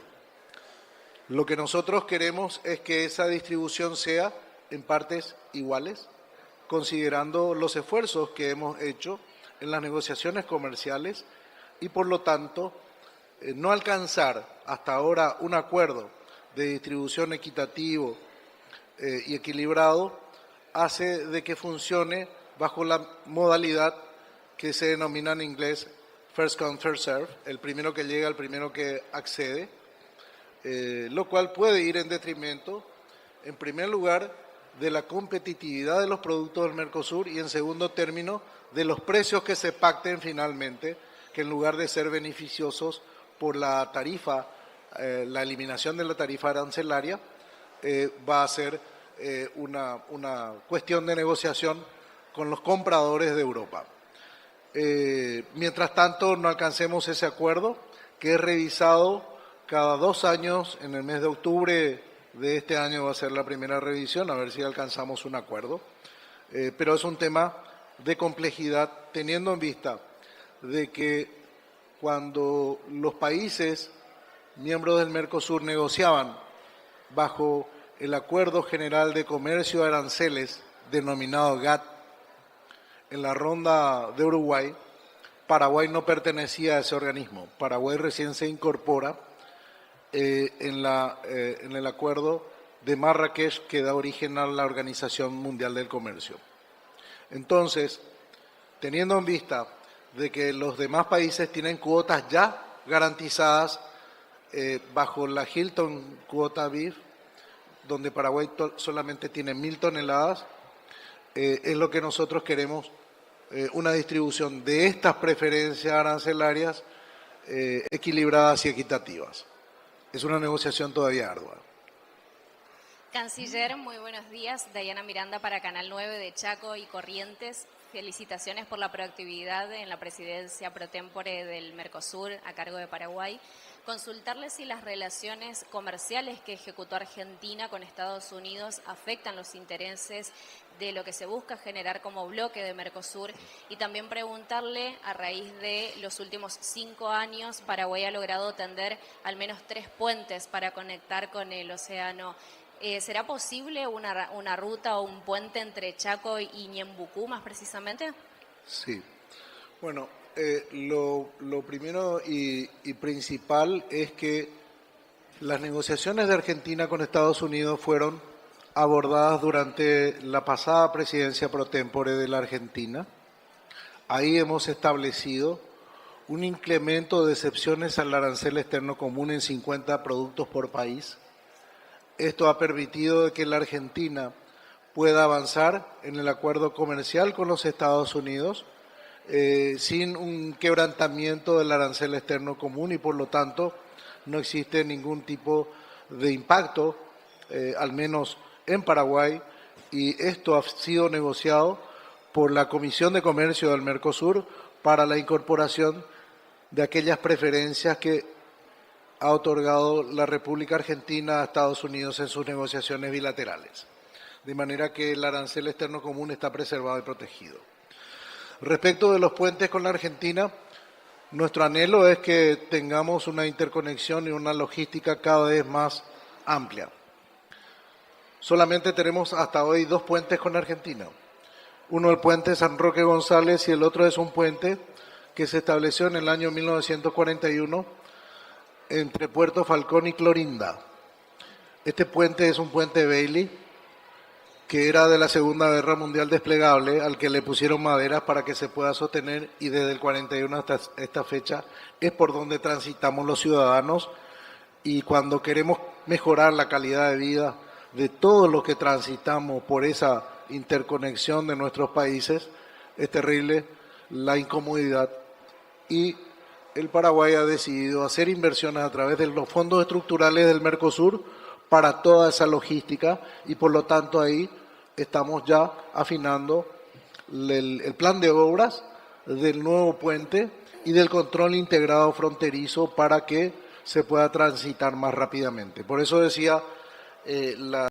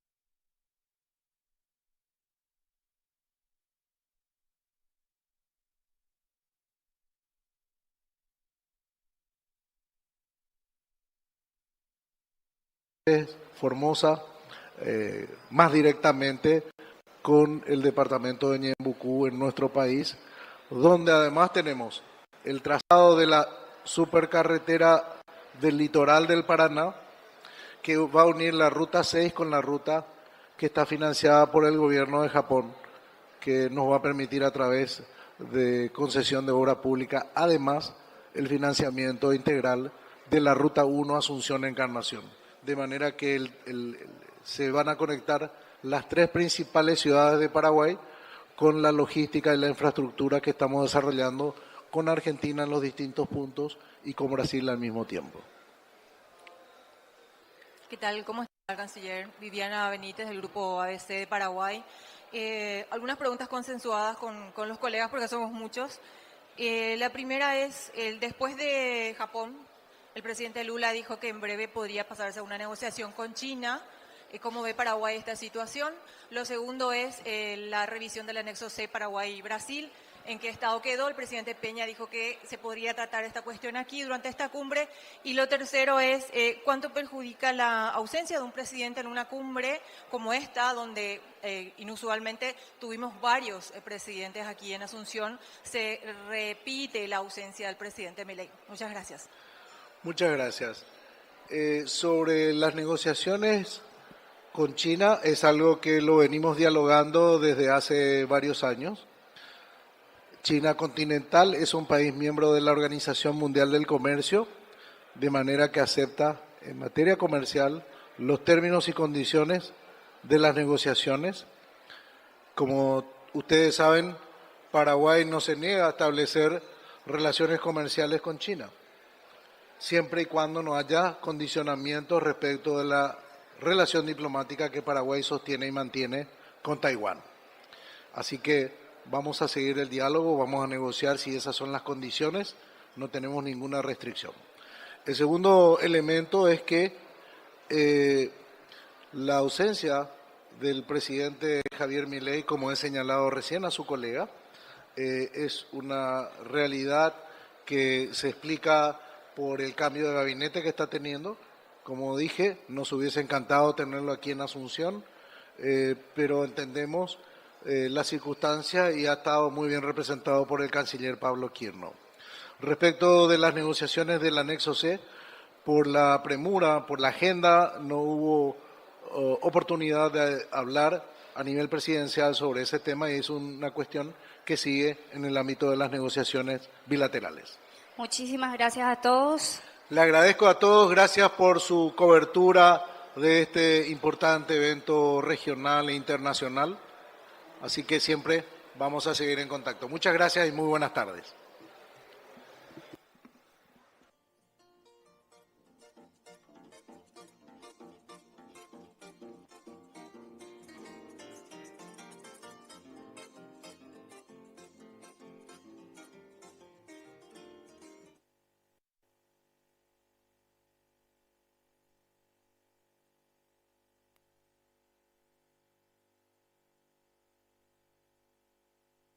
Oportunidad de hablar a nivel presidencial sobre ese tema y es una cuestión que sigue en el ámbito de las negociaciones bilaterales. Muchísimas gracias a todos. Le agradezco a todos, gracias por su cobertura de este importante evento regional e internacional. Así que sí. Pasar a servirse